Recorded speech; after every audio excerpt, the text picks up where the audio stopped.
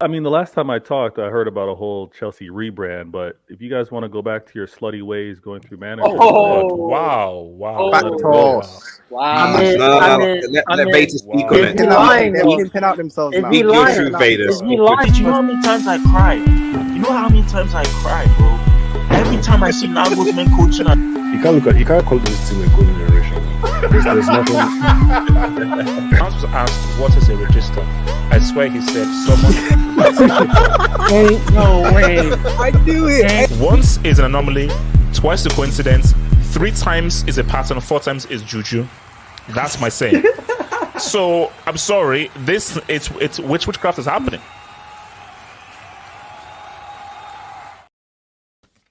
It's the kid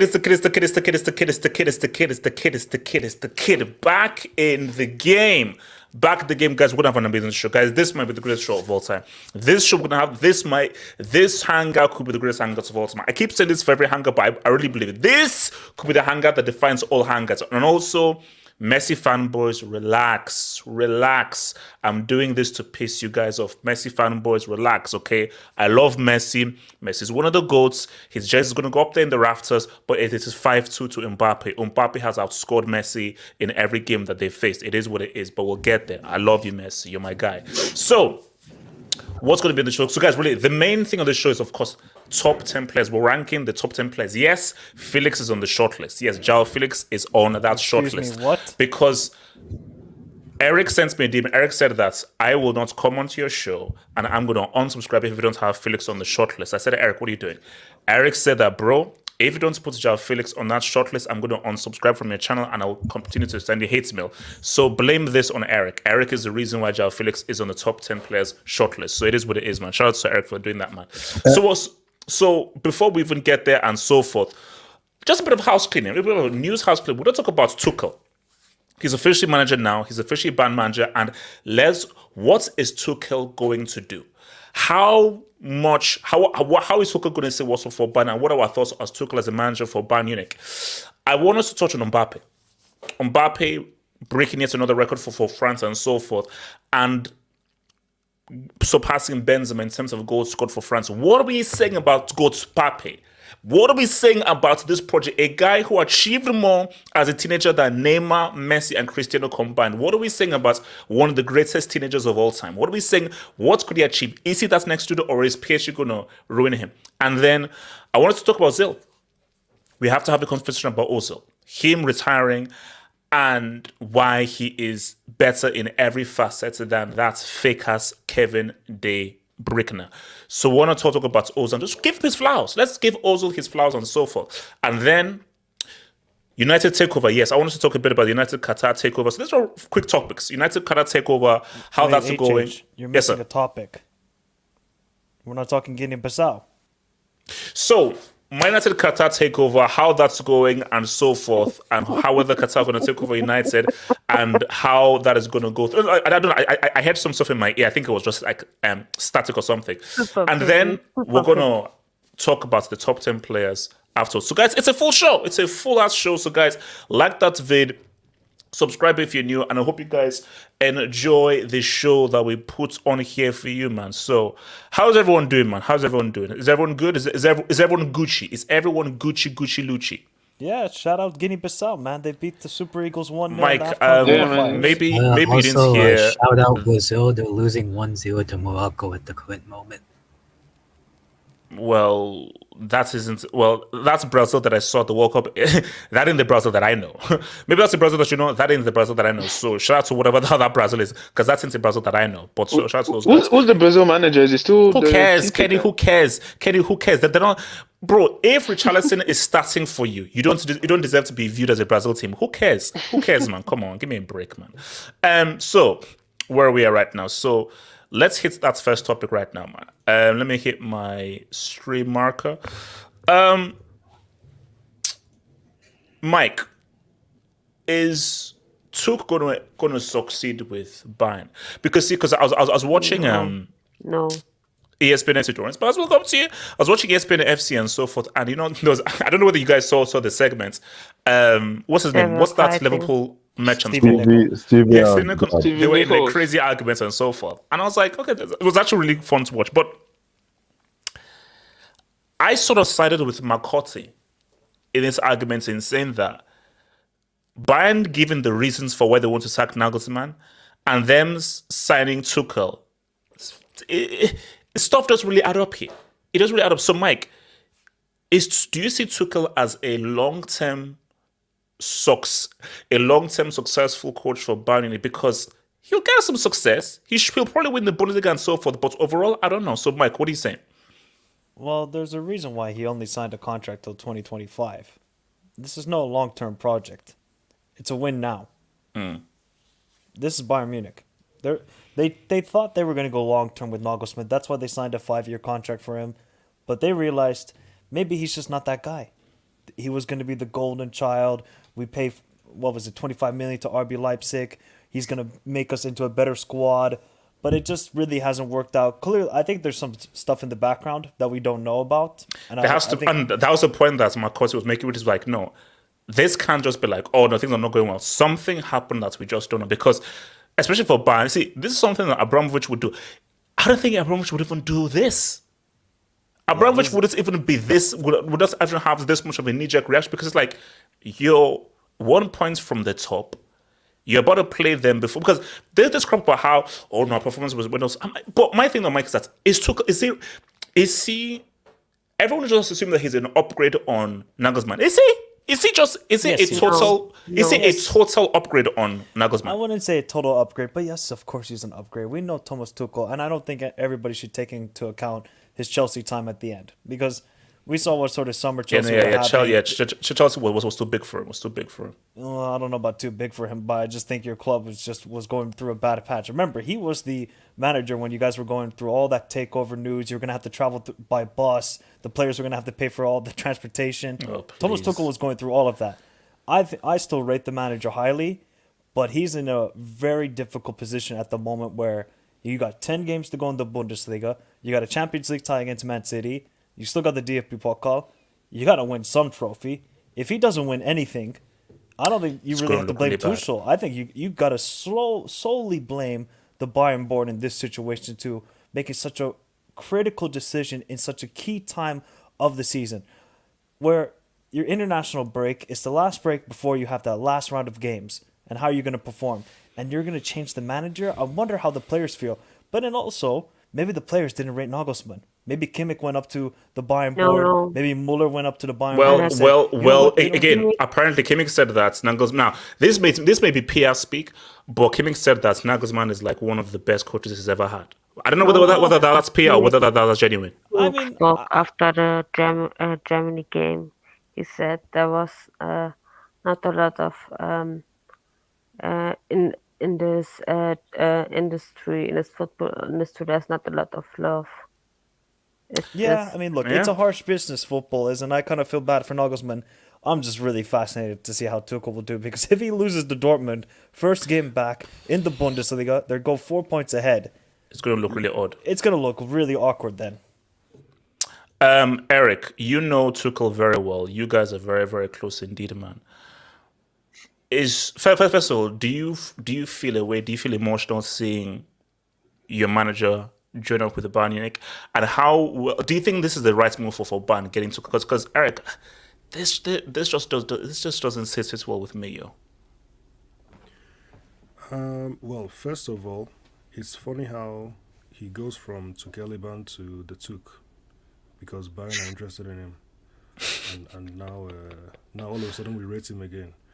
Eric, do you know how weird that is? It's like, did people see what Tuchel was doing with Chelsea in his last few days and so forth? Now he's somehow this amazing. How have you even gone from Tuchel? Eric is completely right. How do you go from Tuchel to now? And now Eric has the mic. Eric has the microphone. Eric. It's Germany. They remember Dortmund. That's it. It's Germany. They remember Dortmund. Yeah. So I think, well, to be fair, that happened with a few other managers. You can't really look towards the end of a manager's time to judge them. That's it's possible that the team plays Mourinho. And then you can. He's not the only example. So the team plays bad, and then you move on, and all of a sudden he's great again. So it's not too it's not too surprising necessarily. But I'm just pointing it out because that's what you did, So I just thought I should remind you. But I think I'm not emotional. I don't feel emotional. Eric, yes, you were. Yes, you were. No, but I think Eric, you were the guy crying when Tuchel was sacked, man. You were the guy crying when he was sacked. I was the guy crying. Yeah. You have some receipts on that. Yes, I do. So of course you do, So I think Tuchel is a huge upgrade on Nagelsmann. Huge. I don't think you can. Eric, you're lying. How is that a huge upgrade? Can he land, please? No, he can't. How is it a huge upgrade? Guys, come on, bro. So he's Eric, a huge preach. upgrade. Yeah, thank you. So I don't know how you can even compare them. Nagelsmann has potential and everything, but Tuchel's actually won things. He's actually proven what he's capable of. He won a Champions League with Werner, in case you forgot. So that's a dud. That's a dud. That's a dud. And he beat Pep, exactly. He beat Pep as well. With the favourites Pep over things. City are always the favourites every single season. The first ever final they get to, and they lose to Werner. So, that's that. You have to look at that. That's credit. You have to give him credit. So for me, I think not only the Champions League, don't forget he went back to back with two different teams, back to back finals, and he also, people don't count it, but he did good things with Dortmund. He won the DFB Pokal.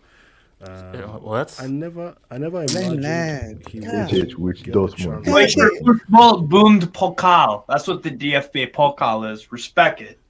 Yes. Tell him, bro. Come on, Damn, bro. come on. Okay, Eric, go for it. When Klopp was winning it, we respected it, but we shouldn't respect it anymore for some Exactly. reason. Whatever. Yeah, so I think he's just for winning the Champions League alone, it's just a huge upgrade. But So you think that Bayern are completely right in the timing of Nagelsmann sacking, hiring Tuchel, that this will work out for Bayern? we know that. Well, I don't know about you guys, but what I thought was Bayern didn't like Tuchel. I never expected Tuchel to be someone they ever went for. I really didn't. I never thought, because the move would have been Dortmund, Bayern, right? Or Dortmund, somewhere else, and then Bayern. I don't know. But I just never felt like the board trusted. And there was this thing about him in Germany. You say Tuchel or you mean Nagelsmann? No, Tuchel. Tuchel, okay. So There was this thing about him in Germany. People didn't think that he was good with the, he wasn't able to toe the line, and they thought he would have problems. That's what I thought. But and that is why I don't. Look at how Tuchel left PSG. Look at how he left Chelsea and so forth. How is Tuchel going to work with Kahn and Salihamidzic, especially when they have disagreements and so forth? I would love to get some kind of inside scoop. So I think hopefully the Athletic, produce some kind of content. So There has to be. Because I have no idea. Nagelsmann doesn't come across as the kind of dude that will be causing problems behind the scenes. Eric, is Tuchel winning Bundesliga the treble? So is he winning? Is he winning the treble with Bayern? Is he winning the UCL with Bayern? Talk to me. What does he do? What do you think he achieves this season with Bayern? Let's not be silly with the whole Champions League thing. I know that he has a fantastic record against Pep, but that doesn't mean necessarily that they'll knock out City. But let's see. I still think regardless of what happens, they will knock City out. But let's just be careful with that Champions League thing. But in terms of the Bundesliga, the fact that they were not first when Nagelsmann got sacked was just crazy. I mean, that might have been one of the main reasons why he had to leave. I don't know why. Eric, they've won 10 in a freaking row. Yeah, I know, and they should win 11.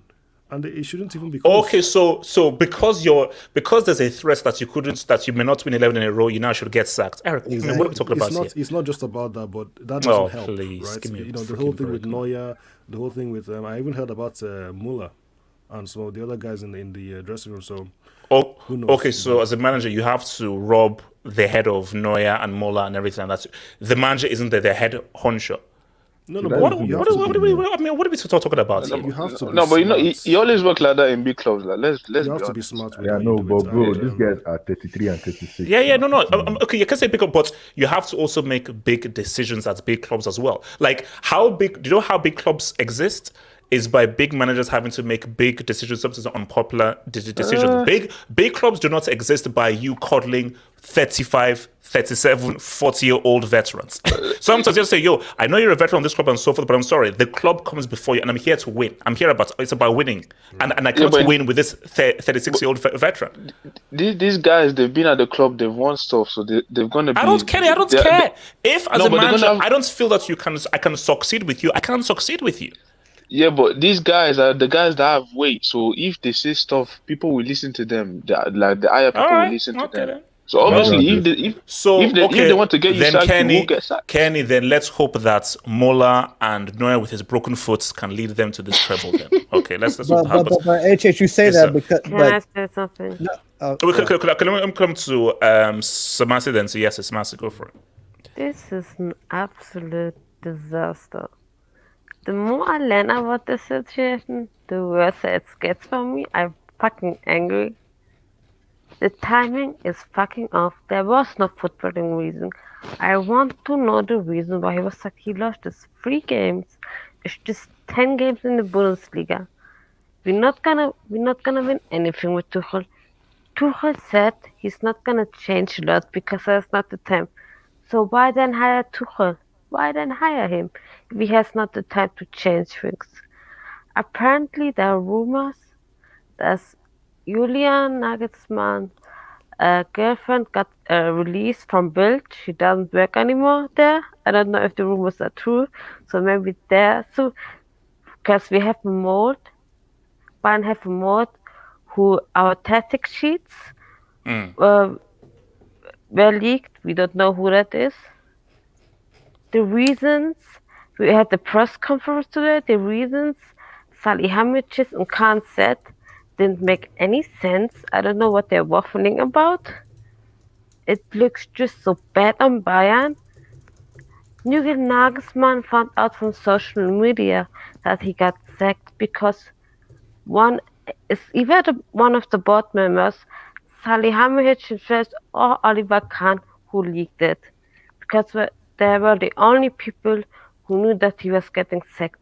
I don't know who said it to Fabrizio, but I want to know. I'm so mad. The situation is just messy, and we're not gonna win against. We're not gonna win the title. But you never forget about it. My thing is that most players are playing in Germany right now. They come back on Friday. And on Saturday we're gonna play again. No, Sunday or Saturday? Saturday. It's Saturday. We're gonna play against Dortmund. So it's just a mess. It doesn't make any sense. I'm so mad at this sport. So it's embarrassing. Yassi, look, man. So is Tuchel the right man? Because you were all for Banner, a big club. They should do this. Nagelsmann is a baby. He's a child. No one cares about him and so forth. I'm trying to unmute your mic before you speak. Go for it. Okay. So first, I want to say Ramadan Mubarak to all my Muslim brothers out there. Shout out to you guys. So I'm gonna be honest. Don't be honest. Okay. I've never rated Nagelsmann for the Bayern Munich job. I didn't think it was a perfect fit. Why? I just think he was. I just think he just didn't have enough experience, in my general opinion. I think with Bayern Munich, not only do you have to be a good coach, but you have to be very good politically, which Eric make a good point. Thomas Tuchel is not good in terms of political football politics. Wait, no, sorry, before you go, because I'm just seeing some stuff in the streets. If at any point Musiala is a right wing back, Tuchel should be sacked on the spot. So if at any point I see Jamal Musiala marauding down any of the flank as a wing back, I will sack Tuchel myself. Yes, did you hear what I'm saying? Yes, I listen to the words that are coming out of my mouth. Yes, yeah. If he plays Jamal, I don't even know who Musiala is. Yes, yeah. If he plays Jamal in a wing, Eric, are you listening to what I'm saying? Eric, are you listening? Eric, not if you're listening. If he plays Jamal in a wing back, I will sack him myself. Let's be very clear. Casemiro's position. I will. Abdullahi said violence is the answer sometimes. He was right. Yes. Yeah, violence has to come through. Violence has to come through. No, okay. So yes, is Tuchel the right man? Yes or no? Is he winning a treble? Is he winning a UCL? I think so. We can move on to Qatar. In my opinion, he's a better fit for Bayern than Nagelsmann was. That's just in my opinion. Based on what? I think people look at Tuchel at Chelsea and now look at Tuchel as an overall package. I think Tuchel, what they needed was not Nagelsmann. What they needed was a Tuchel. They needed someone to get the best out of the team. And what Nagelsmann was trying to do, he was trying to change Bayern Munich. He was just trying to change everything. And I feel like you can't do that. When you have players like Muller, when you have players but yes, didn't they realize this when they hired him? When you hire a manager, that's coach. In 2024, what about the future? But now here's the issue. Like I always said this, Hansi Flick was a perfect manager for Bayern Munich. But they ended up they ended up fighting with him and ended up pretty much running him out of Bayern Munich. The reality is, is like, in my just honest opinion, you can't go against, if you go against Neuer, if you go against Muller, you're fighting a losing battle. No, I'm not gonna lie to you. Yes, I don't care. I'll go against him and so forth. I'm the manager. I'm the manager, and I call the freaky shots. Now here's the thing though. If I do that, I better win. If I lose, then it looks very bad. But bro, if I'm the manager, I'm gonna be like, if I feel that Neuer and Muller, you're not good for whatever reason. You're not good enough to start on my team. You're not good enough to start on my team because I'm the manager, and you have to live and die by your decisions. You gotta be like, oh my gosh, I don't know a legend and so forth. Did you hire me to do whatever Muller or Neuer wants, or did you hire me to be the manager? Because I'm the manager, that means that the players listen to me. No, but whatever I say goes. Here's my issue. We're all football fans. Okay. I feel like a lot of football fans don't understand football politics. There's a politics that's involved football that we don't care about because we're football fans. We don't care about this. We just assume our manager comes in, the manager's in charge. He gets to do whatever he wants to do. He gets the best out of the team. That's not how it works, HH. You have to play the politics. You have to please certain key senior figures that have the ear of the Oliver Kahns. Because Oliver Kahn was once upon a time a player as well. Let's not. Oliver Kahn is not good at politics either. But that's true. But my point is like a lot of football. As a manager, you have to please a lot of people. You have to. That's just the reality of it. The moment you start clashing with people, that's the moment where your job security is in jeopardy. Like I'm not gonna lie to you. Like the moment he got into a fight with Neuer, when Neuer he sacked Neuer's goalkeeping coach. The moment where you felt like Muller was not on the side of Nagelsmann, bro, it's GG's. It's a similar thing that happened with the previous manager, Niko Kovac? Yeah, Niko Kovac. No, Kovac has the whole team against him. No, but my point is, Kovac literally was fighting against Muller. Muller literally disappeared from existence during that era. The first thing that Hansi Flick did, he reinstated Muller into the team. It's politics, and at the end of the day, this is what happens. So okay, look, Gatlock, real quick, and I'll take your dogs, guys. Go for it, Gatlock. The thing is, I agree with Yasser to a degree. Yeah, you do have to please a few of the people in Bayern because, well, they're the main guys. But the thing is, you're supposed to actually please the board more. I feel if Hansi Flick was mostly, Nagelsmann was mostly like I don't know, maybe he was 10 points clear in the Bundesliga, and his record in Champions League is still the same, and they were playing very good football like the way Hansi Flick played. And I don't think they would have had much. I don't think they would have had much of a cause to sack him like that. Even if they wanted to get Tuchel, I don't think they would have much of a cause to sack him like that. They were just looking for any little reason to sack him. The thing about hiring Tuchel is I don't understand this much because a lot of people are expecting Dortmund's Tuchel in this team, saying that he plays exciting football and whatnot. I'm sorry if they're expecting exciting football with Upamecano and Delete as the centre backs. I'm sorry, you will lose because as good as those guys are, they have the Bozo gene, and Bozo genes mostly come out when a team is playing attacking football for defenders, where you get pressed more. And if Tuchel is going to play like that, which I highly doubt, then they're going to get spanked by City. In this scenario, I just feel like they were just looking for a reason to sack him. If I'm being honest, I understand the whole adhering to Muller and Neuer to a degree, even though, to be fair, those guys are what, 33, 36? They are getting on. They are not, I mean, how many years do they have left? And they're not even one of the best players on the page right now. So, in a scenario, I still don't fully get it, but I'm just waiting to see what happens because it could blow up in their face. This Tuchel signing, he has to win a Champions League either this year or next year, or them Oliver Kahn and so amidst to look like idiots Yeah. He because needs for to Nagelsmann, resign is what Oliver Kahn needs to do.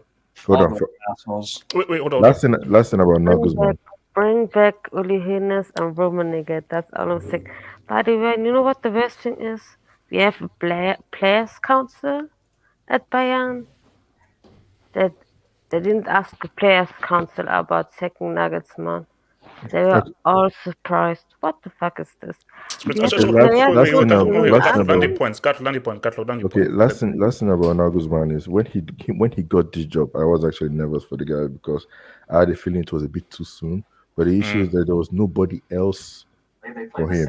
This guy is 34. It's hard to come and puff your chest at 34 when some of the players are actually Yeah, they're older than you. Yeah. Exactly. That's the thing. If he had more like rep and maybe like let's say he won Europa League or I don't know, found a way to maybe come very close in Bundesliga and titles or Deutsche Pokal or something. If he had like okay, I know Eredivisie is not much, but like Ten Hag who had like maybe trophies and Ajax leading them to the semi-finals, playing very well. He had that kind of maybe he was getting there. He is only 34. But the thing is, I think it was a bit too soon. And I think that this was actually an emotional hire because he's a Bayern fan and whatnot. And Okay. it's unfortunate for the guy, man. Wait, let me quickly hit some quick and then let's move. So By the way, I'm gonna say this: if Nagelsmann goes to Real or Chelsea or Tottenham, God forbid, who wins the Premier League or UCL with wait, them, Lucio, we are praying that he does. Eric, you want Nagelsmann, No, isn't it? We want no. Nagelsmann up that pace. Hold on, but let's go to the door. So Boss needs to be fired. shout out to That's all I'm Canadian saying. fries. Croissant pain chocolat, Kylian Mbappe. All right, I don't understand what that means, but shout out to you, bro. Wing. So Tuchel really did Operation Blitz in London and went back to Germany. Monday night's merchants will. Oh Lord. All right, Wing. Thank you for that. I'm not reading that last bit, man. Shout out to that, man. So, Yassir, is it done? Is it done? Is it just tell me if it's done? So basically, it's done. No, You're it's not back. done. You're back. No. So basically, I can do a video. Basically, can I do a 4K video about United being back in big time?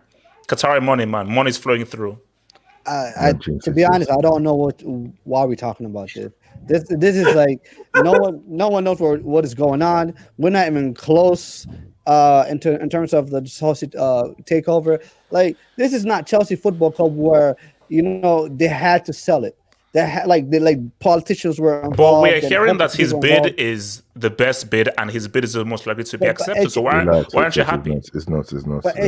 But it's So I'm saying Jim Ratcliffe is going to say what's up. No, but we don't know. Let's relax. No, but that's the thing. We don't know. Like no one knows anything about anything. And let's be honest.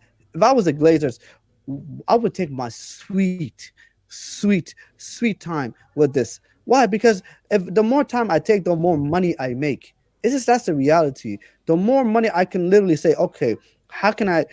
The longer it takes, okay, all right, add a hundred 20 more million, added 300 more million, added 100 more million, and get to that point where like you milk the situation, and this is what the Glazers are doing. So this for me is like it's gonna take a while.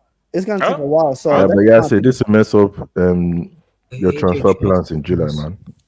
I mean, to be honest, I'm looking for this in the long term.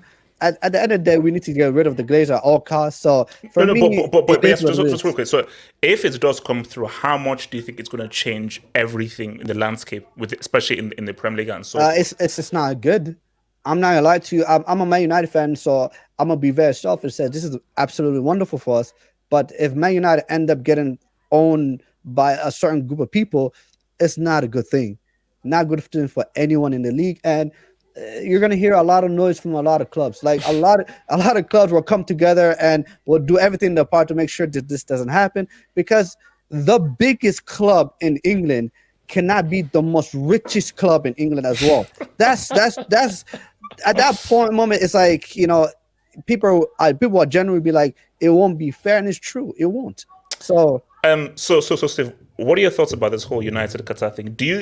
If it does happen, do you think it will be fair? Biggest club in England, one of the biggest clubs, most popular clubs in the world, now becoming one of the richest clubs in the world. Do you think that's fair? Also, keep in mind that your guys as well, Newcastle also have the owners as well. So talk to me. Bro, I'm fine with whoever is getting a takeover. It's absolutely fair because they deserve to get new owners just like any other club does. I'm not here for this whole, it's not fair that they get a takeover. Well, guess what? They deserve it just as, bro, they deserve it just as much as anyone does because no club should have to have owners that are so crap that are so crap and that they destroy the club. No one deserves that because football is the world's game. No one deserves to have that, be destroyed and decimated by greedy people or unambitious people. To be honest, I don't mind Manchester United getting that takeover at all because you know what? If our owners at Newcastle are serious, iron sharpens iron. If Manchester United start to, set the standard, I want Newcastle to match that. And if they don't match that, there's going to be problems because I know my club can have the resources to do so. So for me, it keeps my owners in check and it keeps everyone else in check. Because the more competitive, the league is, the better that the overall quality will be. Manchester United having these big owners, yes, obviously that's a huge, huge thing for them. They could dominate English football because they've done it before, with Sir Alex and whatnot. So okay. So, actually, no, let me cut to AK. So, AK, your thoughts on this whole takeover? What's a potential takeover? Yeah, if you're a Man United fan, this is what you want. You want it's not about the money that's being spent because they spend a lot. It's about how the money is being spent. Ambition. It's the fact that every club that's been owned by Arab owners in the Premier League has been very successful. Man City being the biggest example. Even Newcastle, since they've gotten Arab owners, they've been very successful. So it's about getting a certain plan in place and getting infrastructure that isn't from like the 90s and getting better, getting better recruitment, better transfer strategies, and basically rebuilding the club in terms of making sure that nothing shady goes on around Manchester United. Plus, if you add that with the Manchester United poll, you basically have a club that's a juggernaut in the commercial world and juggernaut in the football world, which for any other team in England should be something they should fear. Speak on it, man. Speak on it. Why is that something to fear? Shouldn't it be a time to strengthen? Wait, hold on. Let me call Samasi. Your thoughts on this. Samasi, your thoughts on this. It's over. If United get rich owners who change the structure of Man United, it's over for everybody in the Premier League. Let's face it. Because United are the biggest. Eric, Eric, and Kenny will have a few things to say about that, man. Ten Hag is the right manager. You give him money, you give him the players. He's gonna win probably the Premier League most of the time, and he's gonna compete in the UCL. So if I be any other club, I would protest to the last minute that they don't get the Qataris. So good luck for everybody in the So Premier League. Mati, if that happens, Okay, wait. Okay, yes. Okay, so I'll buy you a shirt, bro. I'll buy you one. Eric, are you worried? Actually, no, so sorry. Before because can I come to Kenny, then come to you, Eric. Kenny, are you worried? Should Torby be worried about Chelsea and about United and these Qatari owners? Kenny, Yeah, obviously, it would be one more club to compete with, but Kenny, just remember, bro. Just remember. Can Kenny actually answer the question without Kenny, you we're looking interjecting? for a feeder club as well. So Chelsea Kenny, might be our can you just talk over this? yeah, I know a lot of clubs. We're looking for a feeder club as well. Yeah. But yeah, honestly, like I said, I don't mind. Yeah, it's more competition, but at the end of the day, yeah, it's money, but it's whoever have the best structure, and then who has the best coach at the end of the day. But every team spends money nowadays. Kenny, So how it's many not about competition do you think you have? competition. But obviously, you have Man City's there. I mean, How many club consistently. number? Like 5 or 6? Yeah, probably 5, 6. Yeah. Are you sure they're not like Newcastle. 9? Yeah, maybe, but Wait, like, we're not cutting I Spurs, don't man. know. No. Wait. HH. There are 9 other competitors for Chelsea. You guys are 10th. Is what I'm Yeah, saying. Oh my gosh, Look. Okay, wait. Eric, it's okay. Can you finish then come to Eric? Can you?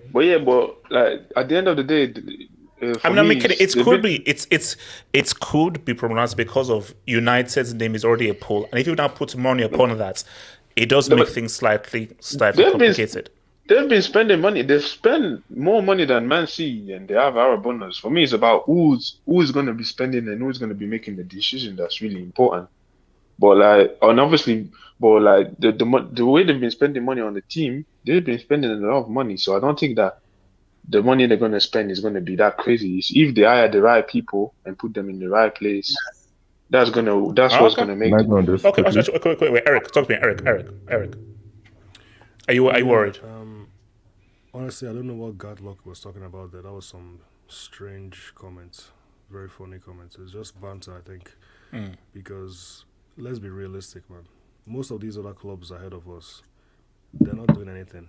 We're talking about winning actual trophies here. We're not saying just finishing top half of the table. So the look, Eric, it's Quidditch tax. Quidditch tax. It is what it is, man. Quidditch tax, man. I mean, it's many things. It's not just that, right? But for me, I think the only big club that should be worried about this takeover is Liverpool. And I'm not trying to be rude. I'm not trying to throw shade. Please do. It's just based on the spending. Because I think that Liverpool can't spend the way. Can you hear me? Yeah. Eric, can you hear you clearly, but someone in the comments, I don't know. Yeah, look, I think that the way Liverpool are, they just don't spend as much. So in terms of competing financially directly with these other clubs, it's not so easy, especially when you now have United already spend money, like Kenny said, but then when they spend more, potentially, and they actually have a good structure, then it becomes even more difficult. But I'm not worried about United. I have to be honest. It's not. I can't be worried about them. I'm just focused on whether Chelsea can, just try Quidditch next season. Well, that might be part of it, but my main focus is, can we move on like 7 players, 8 players, and then structure an actual squad to challenge and win trophies. So, and then from that point, you can probably sack, you can move on. Sack. I like the word sack. I like the word sack. So that is sack. No, Eric. This isn't the UN. Eric, we're not in a presidential debates here. Sack. Just say sack. We don't need to be PC here. Sack. SACK. Okay, my unpopular opinion is you cannot replace Potter with Nagelsmann. You can't. Okay. Because, all right. So yeah, you stand alone in that nonsense. Okay. I'm so sorry, Rob. Real quick, since we don't come to you, Rob. United Qatar takeover. Could this destroy everything in the EPL? Are you fearful as a sports fan? Rob. Yes. United and the Qatar takeover. What impact do you think this could have, man? Talk to me. Well, I think it could have a huge impact if they have the right structure because they already have some really good players like Casemiro, etc. And they also have a great manager. So I think that if the structure is right, they spend well, they scout well, I think they could become a real force. But it all depends on their structure and what their ownership is like. Okay. Wait, let me quickly take some Dubinsky. So, Hippozad, Top G was right. Woman ruined Felix and Nagelsmann. All right, I think that's a bit too extreme there. All right. So thanks for that, Hippozad. Thank you for that dope. So I want to come to Zeman on this, man. So Zeman, is your mic working there, Zeman? Yeah. What's up? Zeman, talk to me about Goat Mbappe. Oh, Mbappe. Talk to me about Goat Mbappe. So basically, he's 2 Gs, an assist, captain of the French team. Do you think it is right for Deschamps to make him captain? And what do you think Mbappe could do moving forward as he's now taking the torch of footballing's future and so forth? 5-2. What do you say? Yeah, man. I just generally, I'm just gonna keep it real with Mbappe. Like in terms of him being a captain leadership. I mean, this is a team full of leaders. I'm not like he doesn't have to hold the mantle by himself. So but he is the leader of the team. He's the face of the team, though. But he's the face of the team. You could also argue Griezmann is the leader of the team. Oh, please, Zeman, give me a freaking break. Zeman, no, Zeman, you started off by saying that I'm going to try and keep it real, and you come out with some crap that's side. Zeman, how can a side chick be a leader of anything? Zeman, you can't compare the leadership qualities you cannot compare the leadership qualities of Griezmann to a goat. You can't do that. What are you talking about? We're talking about a goat compared to Griezmann. So Zeman, rephrase your answer again, please. Thank you. All right. Let me rephrase my answer. Griezmann has been the leader of this French national team. Give me a break. Man. And Zeman is right. And if you okay, because Zeman, he was a leader. Do leaders? Okay, Zeman, do leaders get subbed off in the World Cup final? Huh? Leaders. Huh? Was that speak? I can't hear. Zeman, speak up. Zeman, speak up. Zeman, do leaders get subbed off at halftime in the World Cup final? Was he not one of the best performers in 2018? Zeman, do leaders in the biggest game of the tournament get subbed off in a halftime? No.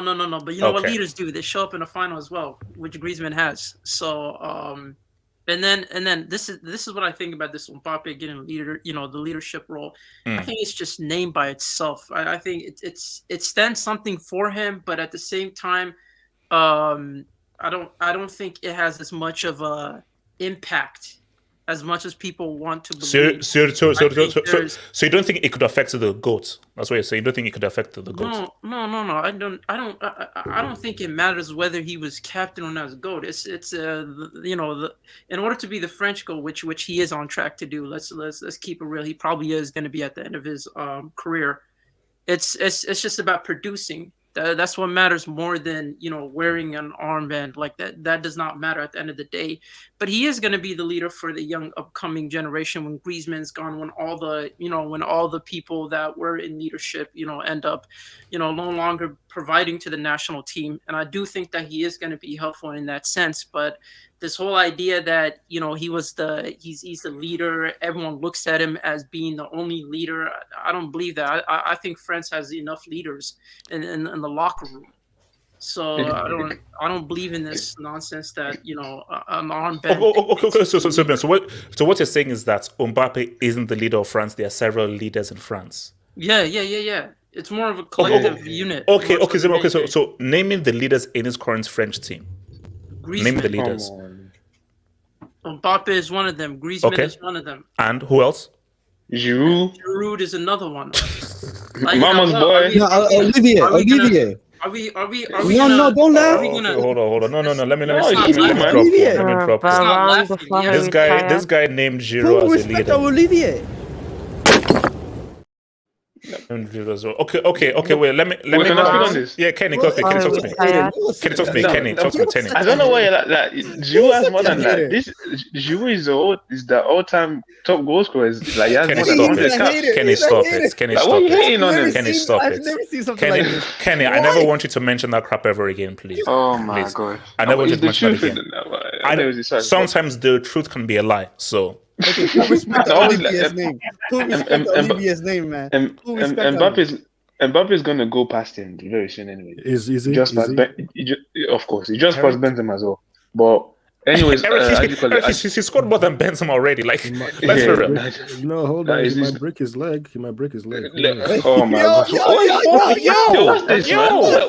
what the hell? Eric, why would you say that? What is this? Eric, why would you say that? He could get injured. But Eric, what's an insensitive thing to say? Who would go to that extreme of he could break his leg? Eric, what the hell? I'm just giving you a reality check. Shame on you. Shame on you. No, that's true. No, but Kenny, continue.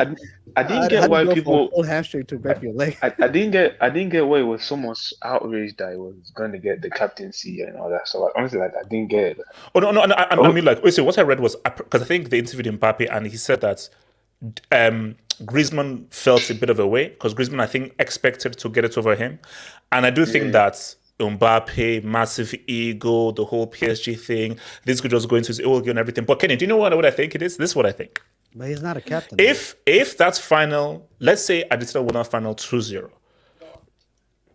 Deschamps gives that armband to Griezmann. I think based on what Mbappe did in that final, Deschamps specifically was like, no. Because remember, there's footage of what Mbappe said to the team at halftime. Yeah. So what that speech he gave at halftime, what he then went to go and do, how he single-handedly dragged his team to penalties that they messed up for him and himself. He was like, you know what this kid showed is character beyond character. Because Kenny, in that same game, that bomber side chick dropped a disaster class. Yeah, I agree. Let's be real. Griezmann was outstanding. Before the final, Griezmann was one of the best players at that World Cup. Griezmann was, for me, before that final, in terms of performance, you could argue that Griezmann was probably one of the best. He dropped a disaster class in that final. He was garbage. He was awful. I don't know how he was awful. So, but wait, hold on, Kenny. But for me, like, I think the Deschamps said that as well. Like, I think Griezmann is like the guy is getting old as well. So I think he's in his 30s already. So I think, like you say, like Mbappe, like is going to be long term. Like it's probably like the next 10 years, like he did with Lloris. Like over the next 10 years. And the guy is a certified starter no matter what happens. Yeah. So he's always going to be there. So obviously he's very popular in the dressing room as well. Yeah, he's very popular, yeah. So obviously, and the captain is not always the leader. Like Messi may not be the leader, but at least he's like the best player on the pitch or is a technical leader on the pitch. No, but basically, I think that can work several ways. I think, look, I feel that Lloris was never the leader of that team. He was just the captain. The leader of the team was Pogba, as we saw in that thingy. Same thing in Croatia. Again, I spoke to my Croatian friend from work. Modric may have worn the captain's armband. Mandzukic was the leader of that team. Because in the dressing room, Mandzukic was the guy that everyone gravitated towards. In this situation right now, with no Pogba there and no Varane there, Mbappe might be the captain and the leader of that team. I don't think everyone will gravitate towards Griezmann the same way they may gravitate towards Mbappe in that team. So, I think also Kenny, I didn't want to go here. Kenny, I didn't really want to go here. Kenny, after the subs were made, I'm not saying that. Basically, you saw what that French team looked like after the subs were made. That's what I'm saying, Kenny. I mean, you know what I'm saying. You know what I'm saying. You know, streets. You know what I'm saying. Streets. You know what I'm saying. Again, I'm just saying, Kenny. I'm just saying, it's a little fame. It's a little fame. Yeah, you have to try. Deschamps, can you shut your mouth, man? Deschamps has had some accusation thrown at him as well in the past. No, but I think Kenny, Kenny, wait a minute. No, but are you saying that he did this because Kenny, man, you just have to ruin everything? No, but obviously, I think if Varane would have been it, but he retired, and if Pogba didn't have all this issue, I think he would have given it to Pogba. But since both of them are unavailable, I had to give it to the next best man, and obviously Mbappe is there, so yeah. And that second goal he scored yesterday, man, oh my gosh. Kenny, Mbappe is I told you, Kenny, he's a problem. He's a problem. And also Kenny, all I'm saying though, it's 5-2 between both of them. I don't want to say it, but it's 5-2 between both of them. AK, talk to me, man. Mbappe as El Capitan. I mean, if Griezmann would be captain, like, I mean, I'm talking as myself. I don't gravitate to Griezmann as a captain. I think the guy who almost won you, almost basically won you a World Cup final, if not for that bum Hugo Lloris, which I'm glad he retired, to be honest. If not for that bum, actually, Hugo Lloris is probably the only bum on that team. Yes. Yeah, the guy who almost won you a World Cup final. You would want to have that guy as a captain. Also, did you see the speech that he gave in the World Cup final? Like in the halftime? They were obviously gravitated by that speech. So I think Griezmann could be an option for captain. But for Griezmann, how old is Griezmann? He's 32. I think he's about 32. Yeah, 32 years old. I mean, Mbappe being 24 and being like that figure, you would want him to be your captain for the next 5 to 10 years. It makes sense. Also, France will win a title because Mike Maignan is a much better keeper than that bum. Yes. That's true. No. That's true. Can I speak on this issue? Yeah. Jamal, go for it. Mbappe as El Capitan. Yeah, man, fully deserves. Because I'm sorry, guys, but I'm not listening to any guy who has pink hair. I'm just saying. Yeah. Agree, Jamal. Or Jamal, I'll say this right now, Jamal, as a black man, I'm not listening to anybody who once wore blackface in the past and so forth. My God. Oh my God. Kenny, I'm just saying. Because because here's the thing. I can forgive, I can't forget. Jamal, continue. Yeah, that's true. Because I think you're spot on. It's what happened in the final. Bro, after he did that performance in that second half, plus the speech, I think Deschamps say, you know what? We're gonna give Kylian, and as you said as well, black tax man, because we know Jamal, I didn't say that. I didn't say this. I didn't say anything. I'll just say I didn't say anything. So you said it. I didn't say it. Eric, prodigy man, captain, the next big thing, and so forth. Look, wait, Eric. I sense some animosity towards the GOAT. No animosity. What did you just say? What? I'm going to pretend I didn't hear that. What? I didn't say anything. No, Eric, I said, as I said, I didn't say that. So, Eric, why do you hate a guy who? I'm just saying, why they hate? Okay, so he shouldn't be captain. Why not? Look, I don't hate Mbappe, but you know what? Fair enough. That performance in that final, that was Eric. It's an all-time. It's an all-time. It's an all-time. Well, it's not good enough to be an all-timer if you don't win the trophy. But Eric, no, hold up. He dropped a 3-piece. He scored his penalty, and the other guys messed up. What he did is unprecedented. It's unprecedented. He dropped a 3-piece and lost. He lost. He didn't lose. France lost. France lost. Who's played for France? Did he play for France? No, Mbappe won. France lost. That's how it works. Did Mbappe play for Eric, France? He dropped a 3-piece, and he came up with he won a clutch penalty in the last times of extra time. Eric, you can't do that's what Mbappe did. Nobody is denying it, but he lost. It's GOAT level stuff. No, France lost. Mbappe won. France lost. Hold on. You said Mbappe's stock went up. You can't separate the both. Yes, I can. Eric, what are you saying? No, you can't. So for me, Mbappe is a good. He has really high mentality. You know, he's a. But elite. Say elite. Well, I keep thinking about what he did against Bayern, which is nothing, right? So. It doesn't help that. Oh no, Eric, you can't do that. No, you can't. No. Let's LSG tax. Eric, LSG no. Eric, LSG tax affects everybody. 25. Eric, this self-proclaimed GOAT, Messi, also falls under that LSG tax as well. So it affects everybody. Well, the difference is Messi already won the trophy, right? So we don't really care with him. Mbappe won a trophy, the World Cup, the same World Cup. Where's the Champions League? It's on its way, Eric. Where's his Ballon d'Or? Right, Eric, it's on its way. Eric, it's better be on his way. So which other maybe he needs to. Wait, hold on. Let Eric land with his hate. If look, my guy Umtiti, if he was still in this team, your guy, he's balling at Lecce. Wait, hold on. I- Eric, continue. Eric, just keep talking. Eric, just keep talking. Eric, just keep talking. Eric, just keep talking, and I'll mute him so, just in case. I'll yeah, mute him. Just keep talking. If he was still playing for this team, that would have been an easy pick, right? Easy pick. But and by the way, Mignon, I don't rate him the way some people do. I don't know. Eric, he's a fantastic keeper. Look, okay, then why wasn't he involved in the World Name Cup? me it. He was injured. He was injured. Oh, he was injured. He was injured. Okay. Eric, what's your was problem? injured. No. Eric, put those with Eric. Put those bloody. He was injured. Okay. Why yeah, you- that's why why- you- No, Wait, it's what's okay, this guy it's talking alright, about? it's okay. Yeah, like that's so like after like what's TJ the is Wait, Eric. No, hold on, Eric. How can you put up those bombers parentheses you put up? It's okay. So, Sorry, so Eric, so wait, hold on. So you know for a fact that he lied about his injury. No, I think he scarred from Mendy. I think he But scarred I'm from just saying- Mendy. Oh, he was in him being injured was that was news for the public basically, but internally like nah, you don't really rate this guy. Westgate Mandanda. Mandanda is better than him, so that's who needs to be. Eric. Look, let's move on. Eric, Let's no, move on no, from- Eric, no, man. Eric, we're not moving on. We're not moving. Eric, we're not moving on. That's a And maybe give you one. Damn bloody fool.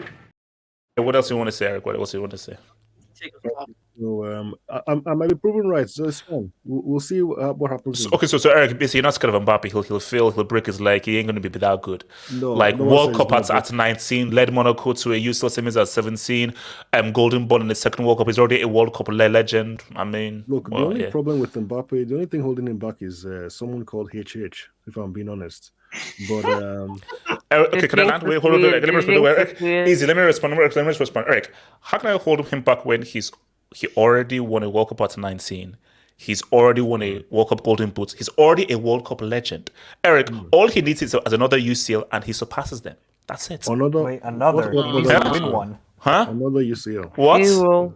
the Yes, first one. zero UCL. Eric, what is it? 25. Yeah, drop the brief for yourself. What was that? Yes, are you ready for the Mbappe era?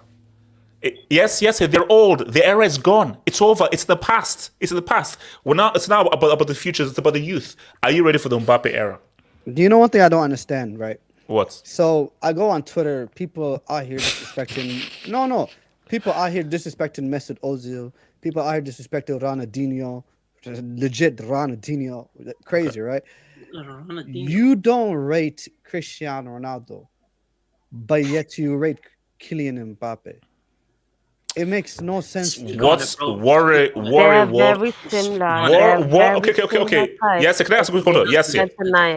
Yes. Has Cristiano won a World Cup as a teenager? Has Cristiano scored a World? Has he scored a World Cup final as a teenager? Has he ever won a Golden Boot? Yes, has Cristiano ever scored in a knockout round of a World Cup? I was just about to say that. How many? Hold on. Wait. Messi did all that, and yet you say Kylian Mbappe. It took Messi 5 tries. Oh my It took him God. 5 Did he tries win to it get or there. not, man? Mbappe did it in his first try. I'm sorry. Nobody gives a fuck about tries. The issue. Just speak about Mbappe. The issue I have with you and your whole Kylian Mbappe thing is, bro, Cristiano Ronaldo did some crazy stuff throughout his career. Like 100%. Let's be honest. Like Cristiano Ronaldo's career is actually unique. It's amazing. It's outstanding. Of course it is. Of course it is. For Kylian Mbappe, He doesn't believe that at all, bro. But the thing is, You're such a liar. Hold on. Yes. The thing is, you're saying this is Kylian Mbappe's era, all that stuff. You're right. It is. I think Kylian Mbappe is the next best player. Like he's gonna be the face of football. If he's not the face of football, him and I'm not gonna lie to you, Erling Haaland. No, it's not. Yes, stop it. Yes, stop it. No. Shut your goddamn ass up. Don't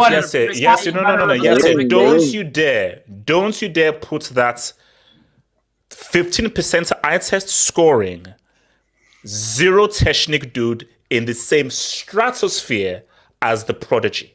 So have he's Takeover Holland, correct? Yes. Yeah. 100%. Yeah, I'll take his call from. Yes. don't you ever put that dude Agent, in how the do you same sleep at category? night? I want to know, how do you sleep at night? How do you sleep at night when you say Yes, stuff sir, like he this? doesn't. I don't understand You? this. Like, He thinks of the Yes, next yeah. target eight, man. That's how Haaland, I don't Haaland, get it. Right. yes, I yeah. don't get Haaland, it, no. man. Yes, yeah. Haaland Once is in a a stat lifetime. padder. He's not a footballer. He's a stat padder.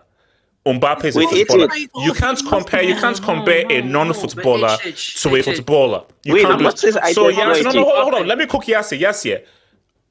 Have some respect for the prodigy and for the face of football. Yes, you cannot put a stats merchant in the same stratosphere as the face of modern football. Is it Can I ask you a quick question again? Very quick. Okay, so yes, you have some damn respect Mbappe because is I will not talented as have well. you be disrespectful to Mbappe. You hear what I'm saying? quick question. Don't Wait, you wait, one dare quick question. open your mouth wait. and speak of that freaking stats padder in the same stratosphere as Mbappe. That is disgusting. wait. That is Can you unacceptable. highlight- That is Can filthy. you highlight TH? No, I cannot. I will not. Yes, I'm Wait, not saying no, I will Question not. for you. What is He's Mbappe's right, score on the he's eye right. test? I was going to say What that. score Mbappe has on the eye test? Tell us the eye test. Let Jamal. let them answer. Let them answer. Jamal. Because Better you not can- get Let's it. go. You're a sick guy. No, sick guy. No, D minimum, bro. No, that's the question. Minimum, bro. Jamal, he Master passes beat the the eye fifth. test. No, he passes the By eye how test. much? No, he He doesn't. passes What's his score? What's his score? Jamal, What's his percent? all you need to know is If you're looking at that, It's No, hold on, Jamal. Cristiano Ronaldo. Wait, hold on, Sebastian. Yeah. Wait, Let's eat Islam. No, Jamal, here's the thing. Yeah. One guy passes the eye test, another guy doesn't. Jamal, how can we put a guy who That's fails the eye test in the Name same the system as a guy who percentile. passes? It's fair, it's fair. That's true. That's true. What's the percent? Yeah, what's the percent? Tell us the percent. Basically, That's the person. he's taking the test, I think, next week again. So he's being retested next week. So, Guys, so basically, checked. Retaking the exam. Mike, no, Mike, that's not been updated. Don't use the website because the website guys, is getting. you know what I just No, checked? Mike. Tammy No, Abraham Mike. has a higher eye test than Harry Okay, Kane. where's the bits? Okay, hold up, Can I say guys. some- Can I ask you No, hold up. The eye test Tammy nationals. Abraham has a higher eye test than Harry Okay, Kane. that's okay. No. Can I just land my points? Let me just land my points. The eye test nationals take place next week. So everybody is getting retested the next week. So next week, that entire thing is going to be I have first thing. So hold on. After the eye test nationals, Even if you did You know, it 2 you years know what makes ago, this eye Tammy test Abraham work? wouldn't have a Cristiano higher eye Ronaldo test got than Harry. got a low eye test, even though he was good at free kicks. So, I haven't seen him yes, pass yeah. a free kick You want to ever, know bro. something, Z-Man? yes, yeah. Yes, it's You want to right. know something? So yes, can you just ignore this guy's were talking? So yes, it's right. You know So- what it is, guys. Memphis Yes, Depay keep is talking. 76 on the eye test. Yes, it just talk behind. Talk behind. No, Like but- boost your volume. Here's something that as like someone that cares about you, someone that likes you, H. Shout out to you. No, you H. don't. Listen, I'm trying to help you, H. You No, you're not. You're not. I don't want your help. Mbappe has amazing potential in terms of what he could do in his career, Yes. etc. But why did he put him in the same category as Haaland? No, Why? but H, you don't have a very good track record, H. You don't. H, for whatever reason, H, you do this. This is what you do. You Yes, hype yeah. up these players. Why did you do but why this, did you do that. no? You abuse other players. Yes, yeah. You say Why- Haaland doesn't rate. Yes, in the eye Mbappe test. has already arrived. So how can I mess with what he's already arrived? He already has a World Cup. Okay. He already has a World Cup Golden Boot. So what are we talking about? That World Cup You're was the- you're the- you telling me Pogba disgusting. didn't win that World Cup? You telling me Conte didn't win that World Cup?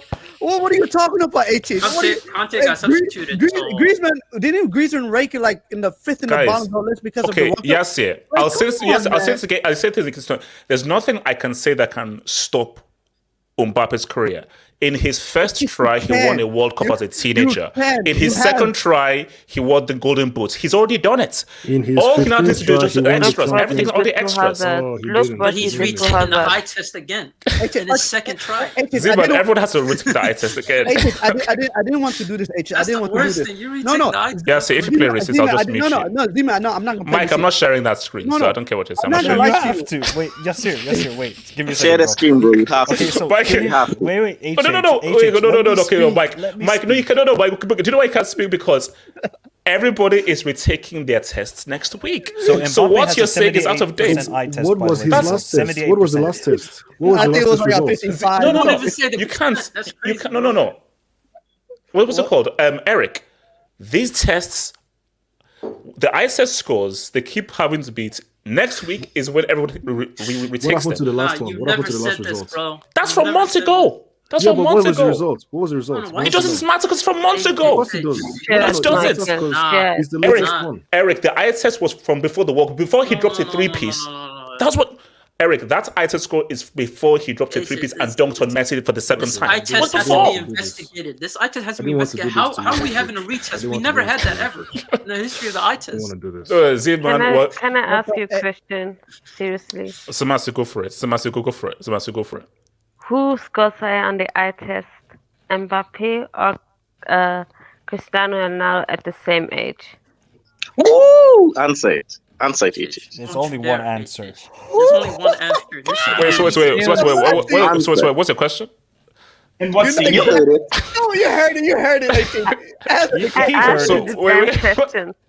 What's the question? Answer it. Answer it, H. Don't try to dodge it. Don't be a politician. So, the answer.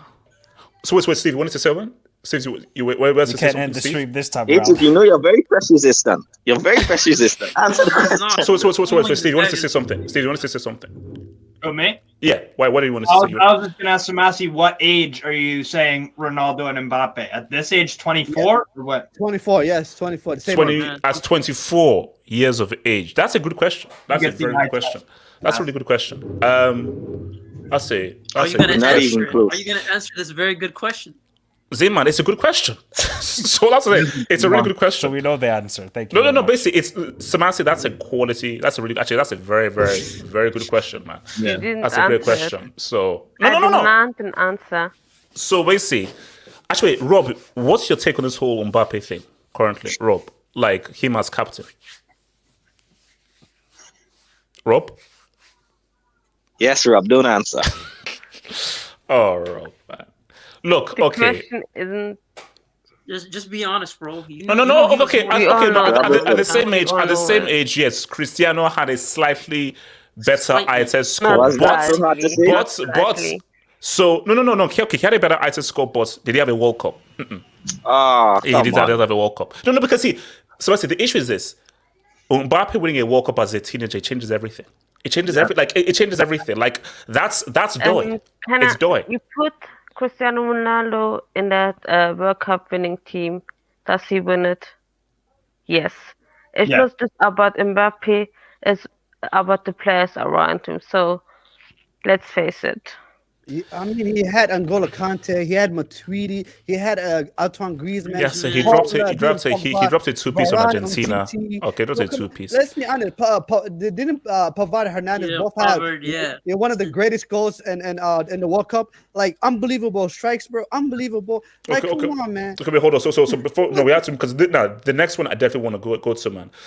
He posed that Mandanda lost his place to a white goalkeeper in Palace. Okay, all right. The black delegation trades Eric for Mbappe slander, man. Oh wow. For who though? Actually, yeah. For who? Okay. All right, let me not answer we that don't question. wanna So know. I don't want to know. So They're not guys, getting M&M now though. here's the thing right now. Guys, what happened to football? What happened to football? What happened, Zeman? What happened to football? Zeman, why don't we have Ozils around anymore? Like, why are we living in a world where Football Ozils don't changes. exist? I love this Football topic. changes. You're not gonna like Pep Guardiola. Pep destroyed football. Zeman, Pep destroyed football. why did that bald, He money-grabbing, mercy-loving dude ruin football by not having Ozils in there? Zeman, what happened? Why don't we have Ozils? Zeman, why do we have robots like De Bruyne running around trying to act Because of as if systems, they're bro. football players? I'm hearing KDB is better than Ozil by Premier League fans, bro. So I Yeah, I know, wanna that's ask not you what I- something. Z-Man. HH's HH's why best is your friend fan Terry base said saying that. KDB is better? Why is your fan base saying that? Bro, Z-Man, Terry is my good friend and so forth. has a I don't point have to co-sign anything that Terence says. No, though. you So go sign it. HH. No, no. Okay, wait, hold up. Yes, let's Zeman land. So Zeman, why don't we have players like Ozil? What No, happened to the it's Ozils? Talk to me. what happened to them is two things, particularly in Ozil. It's the system change. Football changes, the modern football. Like, let's be honest. The number 10 now is an 8. That's what they are. They play more central. They're not asked to only be creative. They have to be good off the ball as well. And that's just something, that's changed with Ozil's time. I mean, the same thing happened to James Rodriguez. Anyone that's classified as a number 10 either gets shifted to the flank as a creative outlet off the flank, or they become a number 8. Oh, okay, but man, what are your thoughts on that? Do you feel the game has evolved and gotten better because of it, or do you think the game has suffered for it? Your viewpoint, personally. It's hard to say, because I truly believe that when it comes to talent-wise, the modern day player compared to the old day player, I think the top players are obviously better, if you're talking about skills and technique. But I feel like the average modern day player is better than the average player of the past. So in that sense, everything kind of balanced itself out now. Huh? Which one is more enjoyable? I don't think there's as much of a gap. Okay, wait. So hold on. So you're saying the average player now is better than the average player in 2002, 2004, in 1997? Because yeah. Yeah. Because I think in the modern era, you have these average players that can actually perform at a top flight football and be key instrumental roles. Like, let's be honest, is Henderson really that good? Where do you perceive him as in terms of talent? So Henderson? Yeah. He's not great, is he? He's everyone would say he's an average baller. Why is Henderson catching strays, man? Why is he catching strays? No. That's just an example, though. I think the game has changed in terms of What you like is technique, individual brilliance. That's what you like, right? No. Here's my thing, though. I feel that a balance is key. I think you do need those guys who can do many different things and good role players, but I think the game is missing those luxury players and those personalities and those characters, because I think, do you know what the worst that happened to football was? Managers taking over and having too much say. Yeah. Because my thing is that, look, the game has grown tactically, it's evolved tactically, which is great, but I think that by managers having far more say, Zeman, what we now see is systems against systems. Zeman, in 2002, 2003, I could name you 6, 7, 8 personalities, characters. Now it's system. Basically, now it's Pep against Klopp, Carlo against Thing. It's not manager versus manager. Whereas before, back then in 04, 05, 06, 07, managers were there, but it's Kaka, it's Ronaldinho, it's Del Piero, it's Shevchenko. Yeah. It's not only that. If you look at, like, let's be honest, managers in the past that you mentioned, managers of the past weren't necessarily that instrumental as they are right now in terms of how big they are. I mean, let's be honest, managers are the most marketable people in terms of football, because that dictates how well your team does on the field. Not necessarily your superstars. It's the system.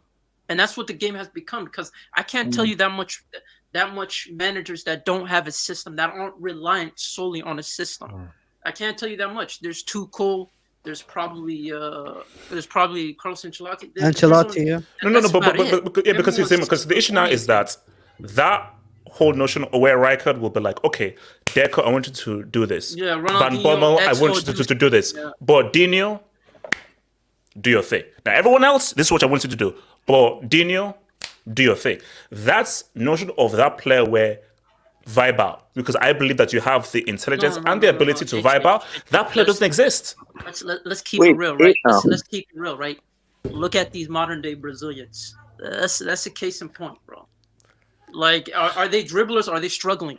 Like, Zeman, it's where they see Vini is that dude. Yeah, Vini. But Zeman, why? Now Rafinha. Are we really? You want to really dig? Yeah, no, Zeman. Let's Remember when guys say, "Oh, Brazil"? I said it. You want me to vouch for Richarlison? You want me to vouch for Richarlison? Zeman, he doesn't have a Premier League goal yet. Am I wrong? This man hasn't scored a goal yet in the EPL. Yeah, he's against Olympique de Marseille in the Champions League, and that's it. Yeah, so he doesn't have a Premier League goal yet. But sorry, Zeman, continue. Yeah, like I said, bro. Like, if you're a 10, if you're a natural 10, you're gonna have to change your game for the modern game. It doesn't suit you. And to a certain extent, you could say maybe maybe the 10s are going to come back, but I don't see it with the way that the game is becoming more athletic. You have to be good off the ball. You're no longer going to be. I mean, let's be honest. It's to the point where players. It's in terms of praising. Usually, majority of scouts look for your off the ball movement. That's what they look for as well as more than your on the ball movement. Okay, wait, hold on. Let me come to Rob. So Rob, what's the take on Ozil and how and where the 10s have gone and so forth, Rob? Oh, now his mic works. Well, I think when it comes to playmakers attacking 10s, I would say that it's mainly because formations have changed, tactics have changed. Teams like to play more 4-3-3 now because they could press better. They could be a little bit better defensively. So I would say it's more tactics change, formation change more than anything else. And also, we haven't really had a lot of great playmakers since Ozil, for example. Like you could say Odegaard, but then other than Odegaard and maybe a handful of others, there haven't been many. And the ones that have been there haven't been consistently very good. So I would say it's mainly the tactics, the formations that change things.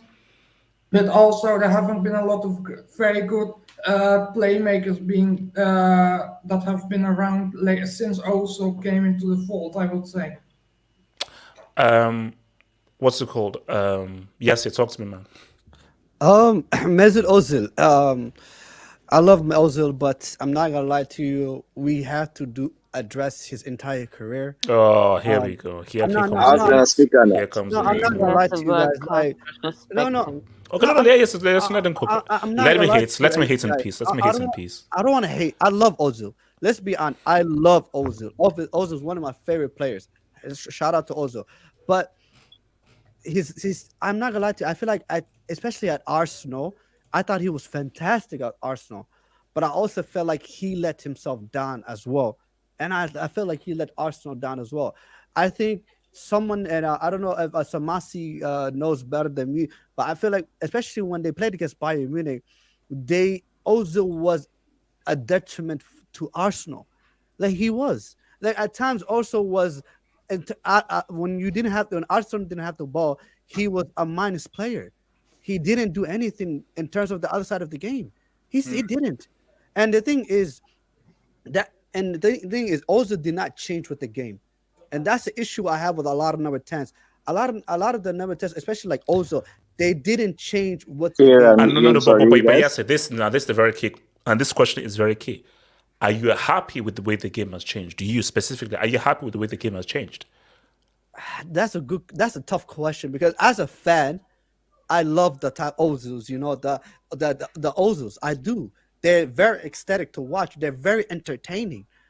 But the reality is like, especially when Pep Guardiola came and he arrived, especially when he implemented the 4-3-3 in his Barcelona team, where he had three midfielders. We had Xavi, Iniesta, and Busquets that were midfield three, that completely changed the game. Completely changed the game in terms of not the club level, but also changed the game in the international level. They changed international level. Even when he went to Bayern Munich, he even changed German football. Then he came to the English league. He changed the English game. Now everyone is like, do we need a luxury player now? Instead of having three players in midfield, do we need a luxury player? But yes, what I find, so Pep changed everything. Do we need a luxury player?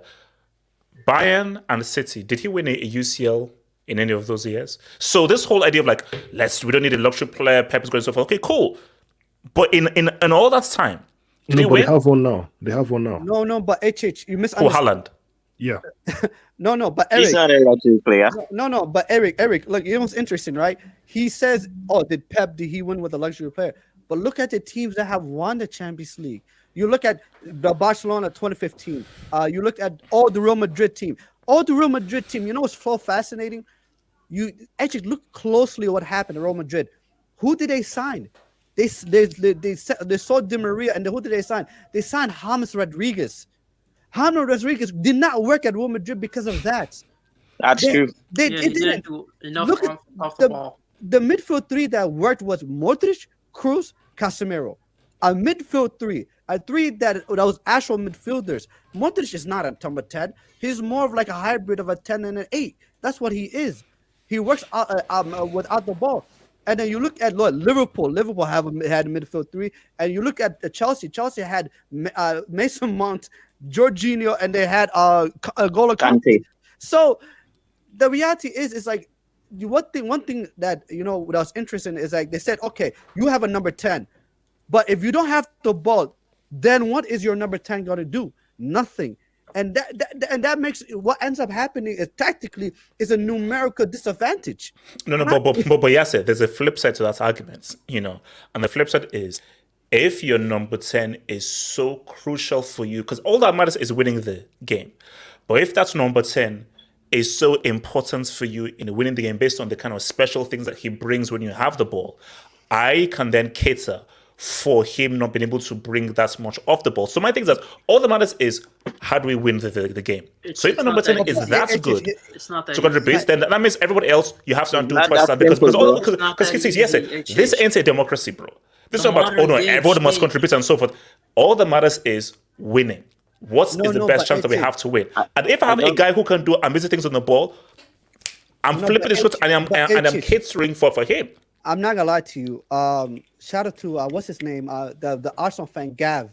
You know him, yeah. So he said it, and he's honest. The number 10, all anyone has asked, any manager has asked the number 10s to do is stop being lazy. It's that simple. It's really that simple. No. Yes, you can't say that. It's not about stopping. No. It is. Yes, we don't know the instructions they've been given. Do you think that Rijkaard said to? Do you think Rijkaard said to Dino, I need you to work out and so forth? He never said that to Dino. So no. Hold on, no. Dino can say that. Rijkaard never chastised me or shouted at me for not working hard off the ball because all he told me was, bro, go out there and do your thing because everyone else, I'm gonna cater for you. But here's the problem. With the modern game, everyone has to press, and you're playing in a deeper role compared to your strikers. So you're going to be asked to do that on a consistent basis, unlike Dino, where there aren't that much system-oriented teams. It's much easier in the modern game. Okay, look, here's the thing. But that's why I'm asking everybody this question. I am in agreement that if you don't evolve, it's like life. If you don't evolve or change with something, then you're screwed.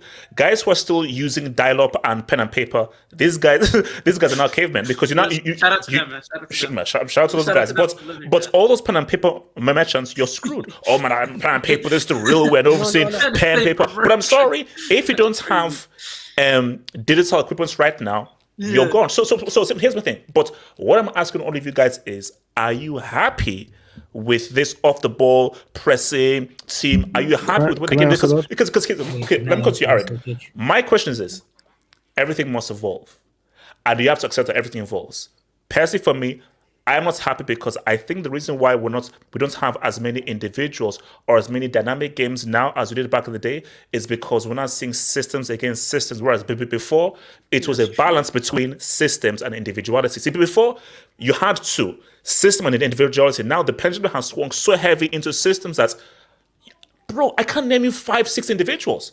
In today's football, I cannot name you 5-6. This is an individual. This guy has a personality. Everybody fits into one. Everybody fits into the hive. Wait, let me go to Eric. Sorry, Eric. But before I go, can I ask a quick question? And Eric can answer this because he's a Chelsea fan.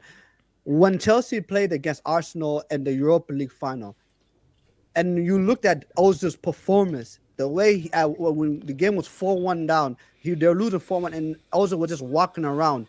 I remember that, yeah. Just walking around. Can you guys explain to me, like, how did that, looking at that, how's that acceptable? How is that acceptable from one of your players that, bro, you're 4-1 down and you're just walking around? Come on, it's like, let's put it as frank as possible. Ozil and the number 10s, like Isco, were asked to defend. Just defend, not even that much, just to defend their area, their zone. And they couldn't even do that, HH. And Eric, so... I mean, go for it. It's true. Yeah. I mean, am I a Chelsea fan? That's a different topic. No, sorry. Whoa, relax. Whoa, what the hell? Easy. Just relax. I was just chill. Yeah. So, by the way, there's still a space for hard copy. If people still want that, that's still True. I know. For me, actually, Yeah. guys, I still use pen and paper when I need Yeah. to. Trust me, because what's it called? I'm hacking tax. And Actually, certain books just hit different with hard copy, man. So there's Yeah, also that. I can't read a comic book Yeah. online. I can't It's not do the it. same. Like my mangas and my graphic novels had hard copy. Go for it. Yeah, I mean, manga not so much. I'm okay with. I don't really like the books because you try to see You need a hard copy of the manga. You need Yes, to take yes, care I'm of still it, reading man. Naruto. I'm still reading Naruto. No, but yes, it's kind of tough to. All I'm saying is it's kind of tough to see the Eric, images we're not to talking it, about like, manga. Shout out whatever. to Japan. It's good to We're not see, talking about man. manga. So talk to me, Ozil. Yeah. Okay, so Ozil, you know what? Fair enough. His time at Arsenal, I'm not going to argue with it. Towards the end, it wasn't great, but that doesn't mean that he wasn't effective, especially at his best. I think at his best, when he was in the right system, the right team, you could see what he could do. And I don't think Ozil was a player you can say was lazy. I don't think he was a lazy player at all. Sometimes it can appear that way. Maybe he's just not getting the ball. What do you expect him to do? Just keep running around like he's headless, like your guy Bruno? You can't be doing that. So, yeah. So, I think it's harsh to just use that to just whack him over the head. But at the same time, I get it. But I think just moving on to the main question, which was about the way football is different now. Whether I like it or not, I don't think I enjoy it that much. Well, I don't enjoy it as much because there are less individual moments, but I don't think the individual moments are necessarily because the football has changed. I think football has changed. It's more tactical, but also, for whatever reason, the talent is just not the same. I don't think the talent of the players is anywhere near where it was even 10 years ago. So, Eric, is it that I think that the talent is not there, or the talent is being told to do different things and given different instructions at a young level? So broadly speaking, I think just what is required for a high-level player is probably a lot more than before, especially tactically. So I think the average player is probably better than they were, years ago. But in terms of the very best, I don't think the very best players are as good as they used to be. And yes, you can say it's because they are being asked to do tactical things. But okay, someone like De Bruyne, for example, I don't think that he's the kind of player that if you ask him to do a different role, you'd say, "Oh wow, he could do this. I didn't know he could do that. What a player." I think he's just being asked to do what he is able to do within the framework of whatever Pep wants, right? So it's not like he's more talented than he's showing us, kind of thing. But I just think, in terms, if you're a kind of fan that likes results, this is what you prefer. Efficient, stats, just get results. Numbers, efficiency. Yeah, numbers. People care about numbers now. It's not even about the eye test anymore. But this thing just. But Eric, this isn't the UN. This is entertainment.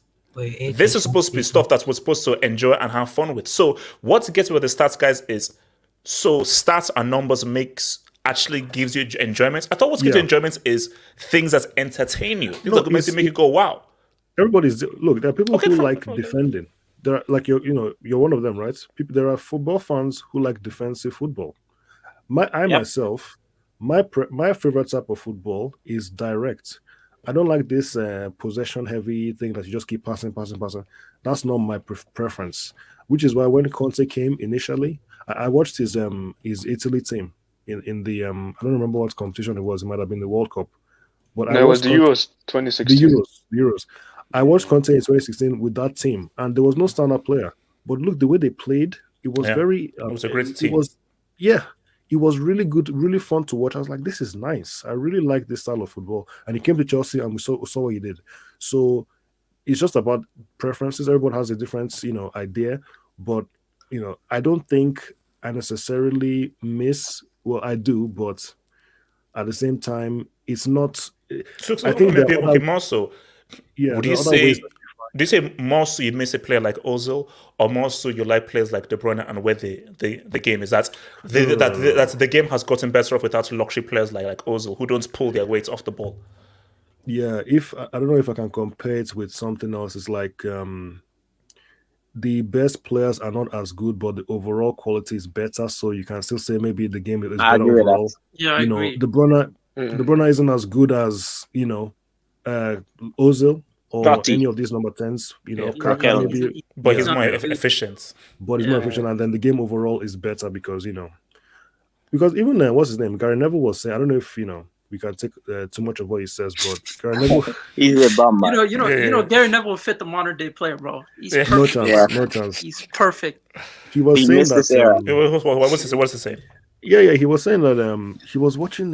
He was speaking to some one of these. I think he was speaking to Kyle Walker, and he was saying he doesn't know how they do that. He would have no chance. There's no way he'd be able to do the kind of tactical stuff that these fullbacks are doing. Reece James and Trent going up and down, all this. Cross the ball. You can score as well. You can pass. Like all that stuff wasn't the case back then. They weren't thinking about all these kind of things. So. Yeah. So you can say they're better now based on that. You can talk about sports science. They're faster now, things like this. But For me, I There's think more that athletes. no, for me, I think it can work both ways. I think you have to credit players now based on how much information they have to take in and how much instructions that they're given just for their role. But at the same time, back in the day, it was purely about there was more. There was more Personality. There was It more was more freedom. Freedom and interpretation. I feel that But I you have think enough that football intelligence to interpret the scenario rather than you are given like an A, B, C, D, E, F, G, what to do in every scenario rather than interpret. So basically, Go on the ball. Ollie basically. Let me quickly take this quick double and come to Jamal. So, shout out to your boy Unzuko Thopman. Thank you for Unzuko man. Thank you for the dub. The number 10 presents the sport at its purest. Playing in tiny pockets, their role was to create. So 10 is the most inventive man on the pitch. But if football is all about systems, what does words like create, inventive mean? You see, for me, look, here's the thing. Pep, no. Pep isn't saying that don't create at all. Because there are times when De Bruyne will come up with an amazing ball and so forth. But my thing is that the pendulum swings much more heavier into I've given you specific instructions. Now, there's some scenarios where you need to now come up with something, which De Bruyne does, Silva does.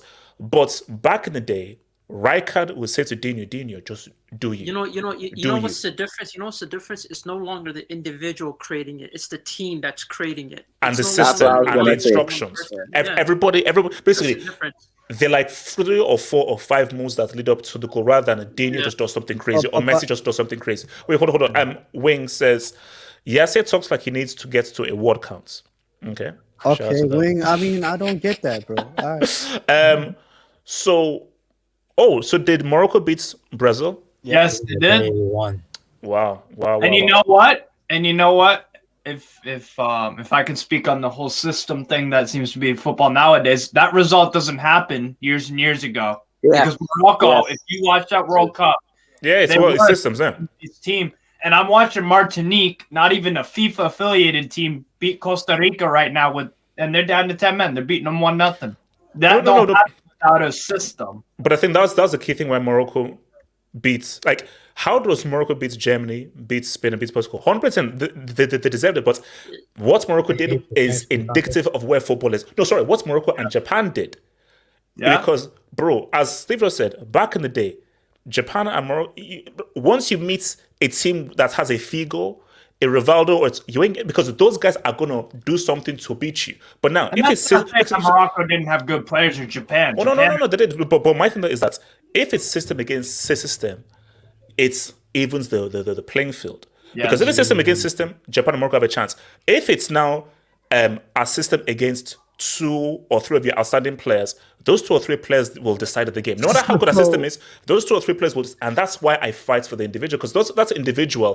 They can X off whatever system you have because they can produce something magical that no system can stop. even nowadays, I don't even know if that works because if you see PSG, they have individualities of fun, but at the end of the But, day, if but you're Kenny, the Kenny, do system, they have a if this Dino? Do they have a no, Rivaldo? Do they have a what Figo? you have Messi's, there you have Oh Neymars. Like these are please, some oh no, but please. if you're Wait, thinking about the Neymar, best, Neymar, if please. Nah, if you're if thinking don't about do the that. best, Don't if you're thinking disrespect about Neymar. Don't if do you're that. thinking about the best individualities nowadays, like they have like two or three of these guys, and they still could win against Bayern Munich. So at the end of the day, nowadays, and even Kenny, I'm not putting Neymar in the same category as Romario, Ronaldo, or Rivaldo. It's oh you my can't do gosh, that. that's Jamal, nostalgia Jamal, right now. I just did. Jamal, and you I should No, that's miss just did. nostalgia Jamal, Ronaldinho I right now. just too. did. Also, you missed Ronaldinho. Sorry. See, I can't. I just did. So, okay, Jamal, Can let I me come speak to on you. this Then after come to you, Mike. Jamal? Yeah, Jamal, go for it, Oh, Jamal. after Hey, welcome You know, back, Jamal too. Man, yeah, we missed you, bro. yeah, thanks, bro. H, you know, I agree with you because my father, he always says the same thing because he's old school as well. Because he says Ginola. Ginola was an average player Ginola back was in the day. Yeah, Ginola. but no, Yo, Wait, sure, go for it. Jamal, go for Go, it. my bad. Jamal was a quality player, but Yeah. I think I know where that is. Okay, but sorry, I think we're not going. But finish your point, Jamal. Finish your point. yeah, he said he was average back in the day, but he said in this game today, he will be top 5. And Beautiful. yeah. Yeah, a next guy he said was Dennis Buchanan. So Dennis Buchanan was quality, but he said, bro, Dennis Buchanan right now, the world will be like in awe of this guy. But he was just normal and back now. But it on the whole Ozil thing. You know what I don't like? When people retire, they only want to say good things. It's like when someone died in a funeral. They only want to say good things. We have to say the bad things. In 2012, with Real Madrid, best number 10 in the world, best midfielder, I'll say. But we cannot hide what happened in the bad days at Arsenal. You know this guy was chilling in the Brick Academy. You know, Was he? you were, yes. And guys, bring the receipts. Was cussing this guy every week. Every week. You know what's funny, Jamal? He had like a 6-month period when he came in where he was like absolutely one of the best players in the world for Arsenal. Then he just dipped. Yeah. But so are we gonna speak on the bad part of Ozil? Because I know you retire and everyone wants to show his flaws, but Jamal, go for it, Jamal, because I do the same to Jamal. Go for it. You can't be finding excuses blaming Giroud and all these other players like you guys all usually do. Yeah, because the thing is, I will blame when you. I will blame you. No, go for it. when he's on the ball, his passing amazing. His short passing super. One of the best short passes I ever seen. But bro, off the ball, the guy, man. I mean, his work rate and his attitude. It's not really him being lazy. It's his attitude, bro. Bro, it had sometimes the ball was right there. Just to press the guy, guard the guy. The guy might just do nothing. And that's a bad part. And that's why the game won. Because Emery was when Ozil fall out with Arsenal. I know he went in with Arteta too as well, but it was mostly Emery because Emery is a tactician. And bro, Emery said this guy, he was useless. Off the ball, he was useless. Yeah, he was. He was a luxury player, luxury merchants, man. Yeah, man. So I think him, James Rodriguez, I think these guys, they didn't want to defend, man. And as the game going now in systems, you need to press and you need to defend. So yeah, man, that's what I want to say on Ozil. Okay, let me come to Mike and then Kenny. Mike. I just want to speak about Ozil because I think we've gone a lot about systems. I mean, Ozil, the guy was just the creative merchant. He was absolutely fantastic at what he was able to do. But I agree with Yassir and Jamal. Off the ball, this guy was lazy as heck. And I think Ozil has had a very, I want to say controversial career, but in the sense that everything off the field might have affected him on the field in the later stages of his career. Because remember, he was speaking out about certain things, you know, and I think that took an effect on him because he got a lot of abuse about it. And I feel bad for him because he was so good. I mean, he almost led Werder Bremen to a Europa League. Werder Bremen. Like, that's incredible. Then what he was doing at Real Madrid, getting all those assists, I mean, the flicks he was doing. Now at Arsenal, he almost, in my opinion, almost single-handedly won them the league in 15-16. I thought he was brilliant that season. But in typical Arsenal fashion, they slipped up and didn't win the league, and Leicester won it. I think Ozil is just... You guys can say he's like the last breed of these sort of creative midfielders, but in my opinion, I think this is how football goes sometimes. It goes in flows. We're going to have these systems. We're going to have 4-3-3. I can guarantee you in 20, 30 years' time, we'll go back to 4-2-3-1. And we'll say that this is the way to go forward. This is how it goes. Or even 4-4-2. 4-4-2 Yeah, may or even even make a 4-4-2. comeback. We might just who go back knows? to two We might strikers play formation. 1, 2, 3, 5. I think we'll just go back to two-striker formation. So, but we cannot forget, though, Ozil is a World Cup winner. 2014. He was pivotal to that German team. I think he only got one assist in that 7-1 dropping of Brazil, but I think he got the winning goal against Algeria, and he was pretty pivotal in that whole tournament. Yeah. I just think to myself, did Ozil really not fulfill to what his potential could have been?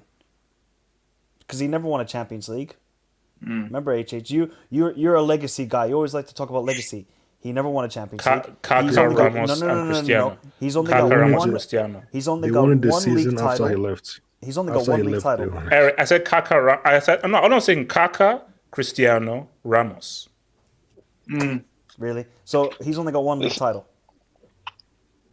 What do you have to say about that, HH? We always he's aesthetically a great footballer, Mike, no doubt about it. But legacy-wise, what's his legacy to football? Legacy in terms of trophies, his legacy ain't great. Ozil is purely his talent and ability, and I think a footballer. Basically, the Ozil thing is about football and how football has changed. That's what, Mike. That's why the conversation went that way into where football is going, because it goes part to part. We're talking about Ozil because Ozil cannot exist in today's football. And my thing though is that a good thing or a bad thing for you, Mike? So for you, in terms of the football, is that a good thing or a bad thing that Ozil can't exist? Does he have to evolve himself as well? Does he have to then realize, okay, I can't be as lazy as I want to be anymore. I have to work off the ball. Look at Ødegaard. Ødegaard would be a number 10 back in the day. No doubt that's about a good it. point. But look at Ødegaard right now. He is working his ass off for Arsenal, and he's pivotal to that team, and he's creating, he's getting goals, but because he works off the ball as well. I think Ødegaard would be a number 10 back in the day, 20 years ago, if he was born back then. I personally, I don't like the way football is going. I just feel like we just see a bunch of robots. They run around. Perfect example is Liverpool Football Club. We don't really have a creative number 10 or anything like that. All of our creativity comes down the wings. I don't really prefer that sort of football. But Michael, very quick. You know what it does? Do you think Go ahead, Jamal. Do you think the youngsters are bringing back that personality? Because when you're watching guys like Pedri, Musiala coming through, do you think personalities are coming back in football? I feel like it's slowly coming back a little bit. I mean, look at my AVI. I got Kvara. This guy ain't no system, dude. Yeah, this guy gets the ball and does what he wants. Mitoma as well. Mitoma as well. So I think we're Victor going Osimhen. back. Oh wait. We see. Okay, well, Victor Osimhen against Guinea-Bissau didn't do anything, but we'll keep that quiet. I just think with Kvara, with Musiala, with Pedri, we do see some ballers, but it's just not the same amount like early 2000s. I mean, the early 2000s, we probably saw 30 guys. It was that crazy were with just a lot of individuals guys. and were brilliant. So we'll see what happens, and I hope we can go back to this sort of individuals. But I just think it's all about the managers nowadays. We just see how vital managers are. They're the blueprint. And I think this is down to Jose, because Jose made it all about himself. And Jose was the guy and was basically the reason why managers are such a big deal nowadays. Before, like in the early 2000s, it wasn't about the managers. But kind of Jose changed that whole idea. Mike, you're blaming this on Mourinho. I'm not blaming it on Mourinho, but I'm just saying that. So Jose destroyed football, man. Look at I'm not Jose's saying that, people. I'm not saying that. Mike, that's a crazy narrative to start going. But And Mike, you know how people are going to run with that narrative. I know people are going to run with that narrative, but I think people should understand that. Jose, he kind of started this idea of, I am bigger than the players, and you have to listen to me and what tactics I want to bring. So now, what about Cruyff at Barcelona though? That was a big time manager.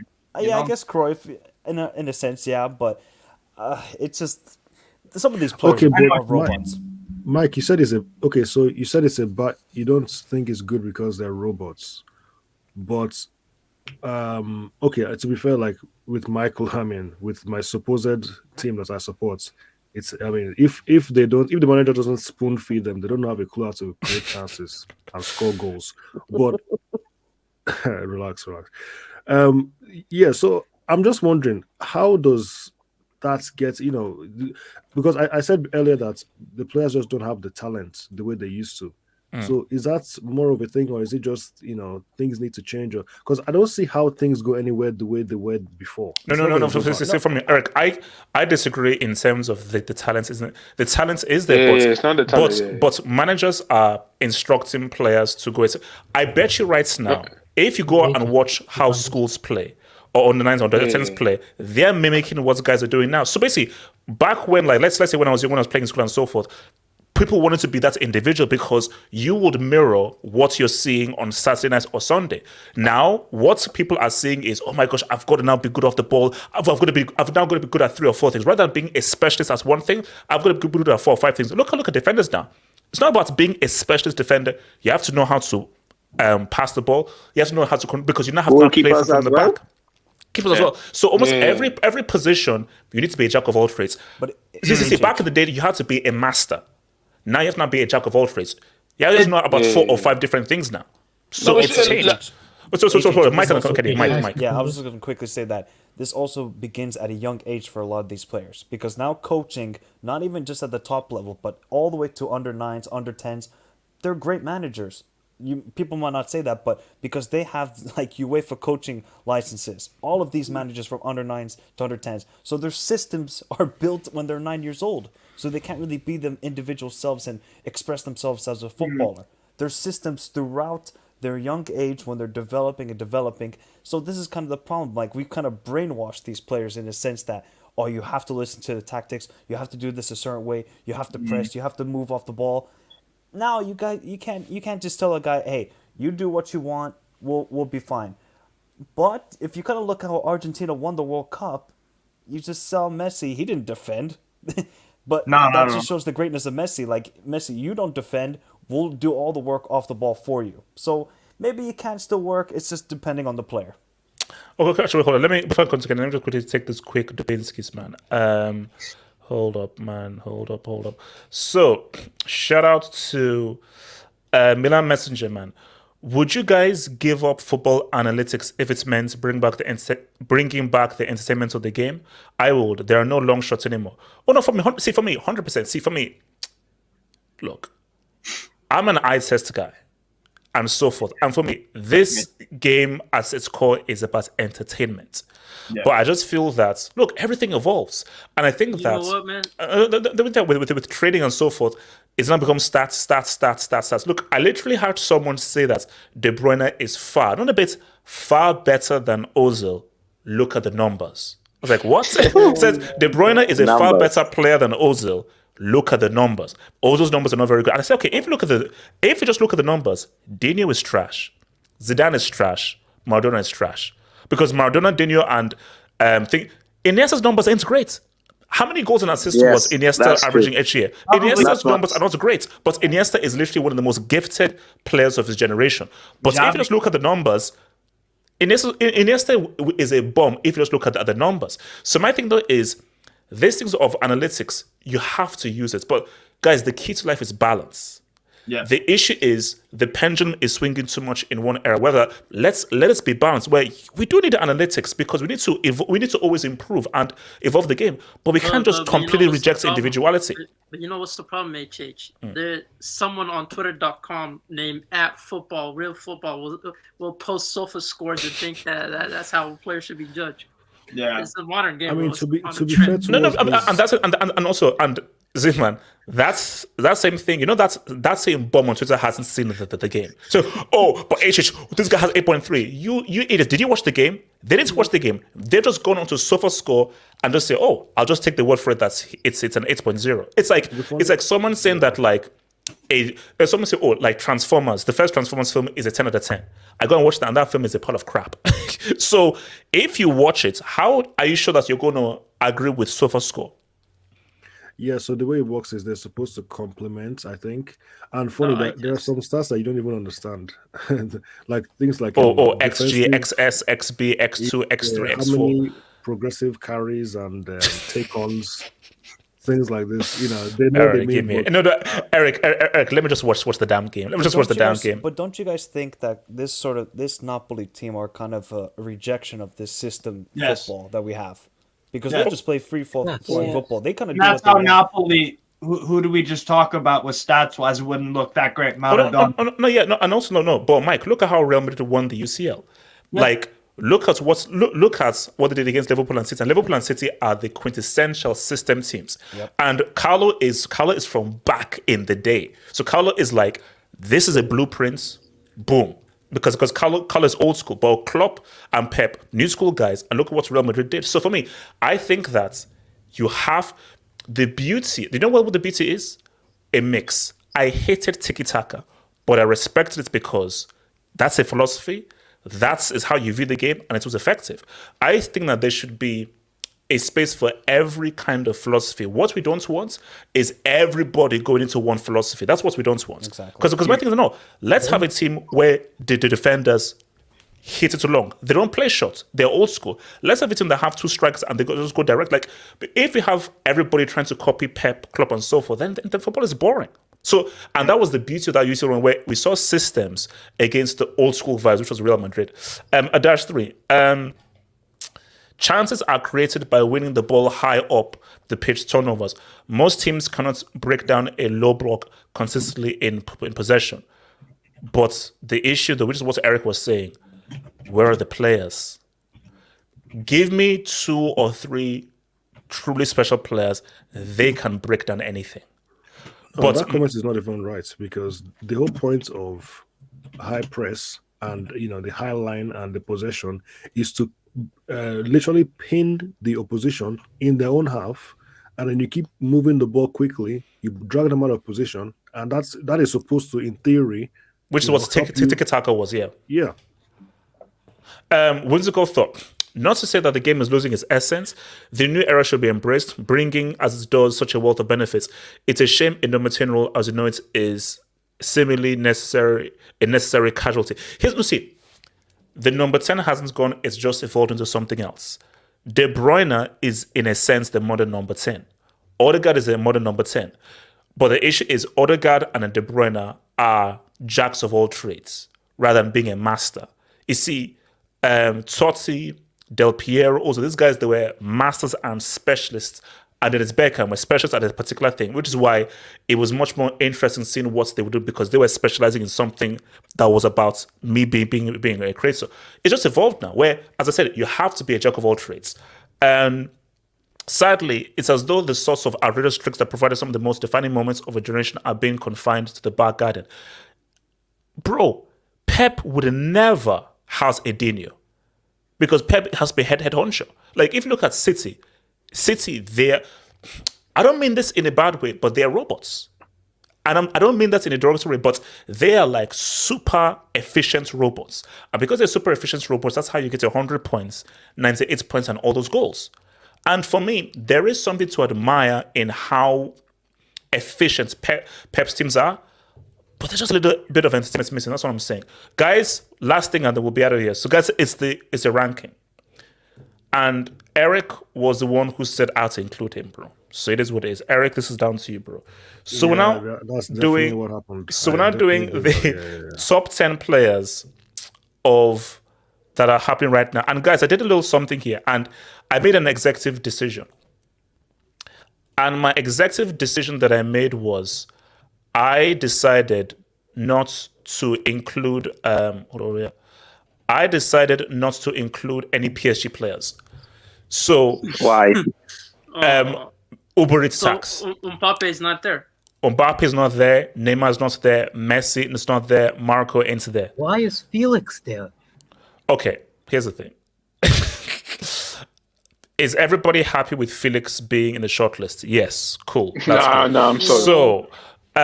So everyone is happy with that. So what we're gonna do is we're gonna go name by going name, on a low list, and we're gonna go through. So I'm gonna start first with let's start first with Odegaard. So let me come to Jamal. Jamal, where would you rank Odegaard? So remember, this is from 1 to 10. Where would you rank Odegaard?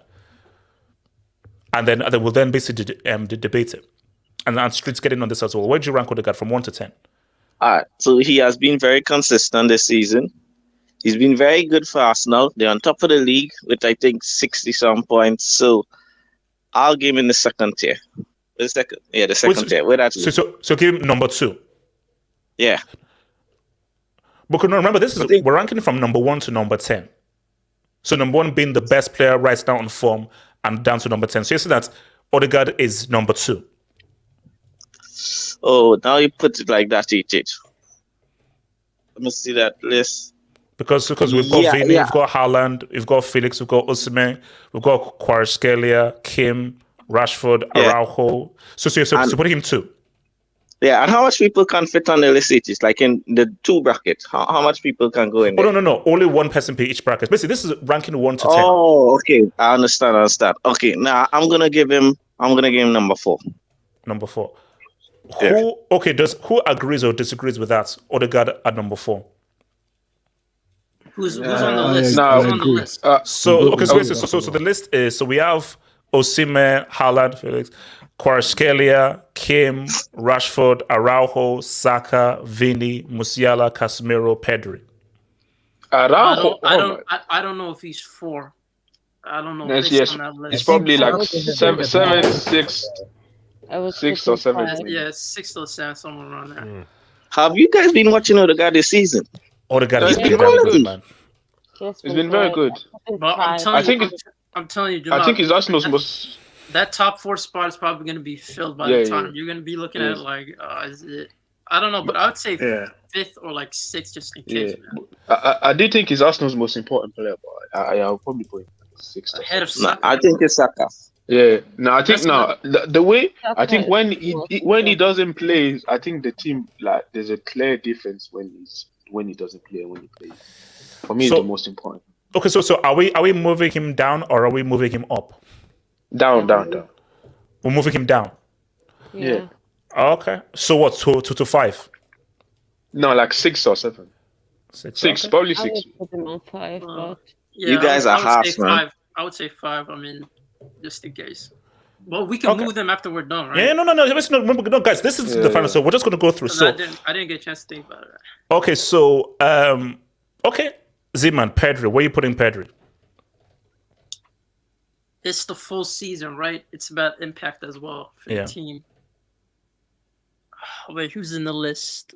So Rashford, Araujo, Saka, Vini, Musiala, Casemiro, Kim from Napoli, Kvaratskhelia, Joe Felix, Haaland, Osimhen. I heard that other name, but I would say 3rd or 4th because he's been injured since February. So, and those other players haven't been. Streets are saying 9. Streets are saying 4, 9, 10. I would put him 4th. Because if we're talking about so putting Pedri over Odegaard. Yeah, Pedri. Yeah, that's what I'm saying. Has become a goal scorer. No, I wouldn't put him over Odegaard. No. Because let's be honest, this guy was responsible for winning 9 points in the league. Not to mention the fact that this guy's literally been carrying our midfield consistently. Like without him, we look lost. That's why we became transition merchants. Because we don't know. That's a good point. Okay. So remember, guys, we can change this, Lawrence. So what you're saying 4. Yeah. Only because I feel like Peter, can you come to me next? I need to go. So okay. So Eric, where would you place? Eric, where would you place Vini? Vini, I was gonna go for a different angle, but since I have to go with Vini, okay, I'm gonna say this in advance because we already know what's happening in the assessment competition. Okay, here we go. So I'm just gonna put him in 3rd place. 3rd? Yeah, I'll put him 3rd. Yeah. I think that makes sense. If the right thing happens, a certain player from a light blue wearing team will be 2nd, and then a certain player in red will be 1st. But I won't say any names. But yeah, I'll go with 3rd for Vinny. I think that's fair. Okay. Mike, Kvaratskhelia, where would you put him? Well, I'm a Kvara guy, so I'm very biased in this pick. Are you at the top or number 2? What did you say? I would put him at top. I would put him at 2, to be honest. I would put him at 2. This guy is just ridiculous, honestly. Nobody knew who he was. Well, I mean me, but I'm an Eastern European merchant, so what can I say? But the impact he's had for Napoli, I think if they don't have him, they're not okay. They'll be winning Scudetto maybe, but they're not making a run in the Champions League. And just the impact he has off the ball, when he's on the ball, he's so dangerous. That's why I want to see when he goes up against the top teams in Europe. What can he do? Because obviously, yes, no, that's also going to be the real test that's against going to be the real top test. six. Because obviously, Serie, it's still not the best league in Europe, and we all can agree with that. But what can he do if they get to a Champions League final? How will he rise? And I want to see what he does then. But for what he has done so far this season, I think he's the second best player in the world at this moment. But we'll see what happens later this year. Because if he performs, let's say, in a Champions League final, then we're going to have very, very interesting discussions about him. I'm surprised you didn't put him in first amongst all the players on this list. To be honest, there's a certain Manchester player that I have first. Yeah. Oh, the guy in blue. Who? Blue? Haaland. Yeah, you know, man. Okay. So so Marcy, Musiala. Where are you going to put? Where would you put Musiala? 7th or 8th, I think, because his first half of the season he was on fire. But I swear the World Cup really fucked us over. Let's face it. So I would say I hope he comes in form again. So I would say 7 or 8. Rob, where would you put Kim from Napoli, the defender from Napoli, Kim? On that list, I would say probably 6, because as a defender, he's been one of the best in the world, or maybe the best in the world. You can argue. Probably the best. He's right been on quality. The best, probably the best. Yeah. So 6. Over Araujo? Yeah. Okay. Over who? Araujo. Yeah, most definitely. Kenny, Saka. You see that the list is because I would put Saka over Musiala.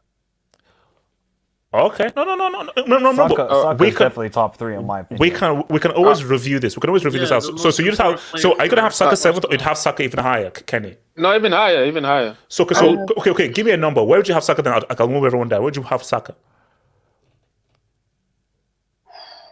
For me, he's behind Kvara. I think he's behind him and Vinny. I don't know who I would pick between him and Vinny. Pick one. Give me something. We can always review. Give me something. So 4th or 3rd? I'm gonna put him 4th. Okay. I would say 3rd, but what's it called? Yassir Rashford. Oh god. Yes. You know you wanna say it. Is he there? I don't think he's there. AK, where would you put Rashford? 10th. Jesus. Really, wow. 10th. I'll say it's really like 6th or something. Yeah, he's been better than Musiala for me as well. All right. So okay. What's it called? I think I came to Zimmer already. You already did. Yeah. Okay. Zimmer, where did you put Araujo? I do think Kim has been instrumental defender for his side, so I want to put him on top of there. And all these players are attack minded, so their contributions is more well known. I would say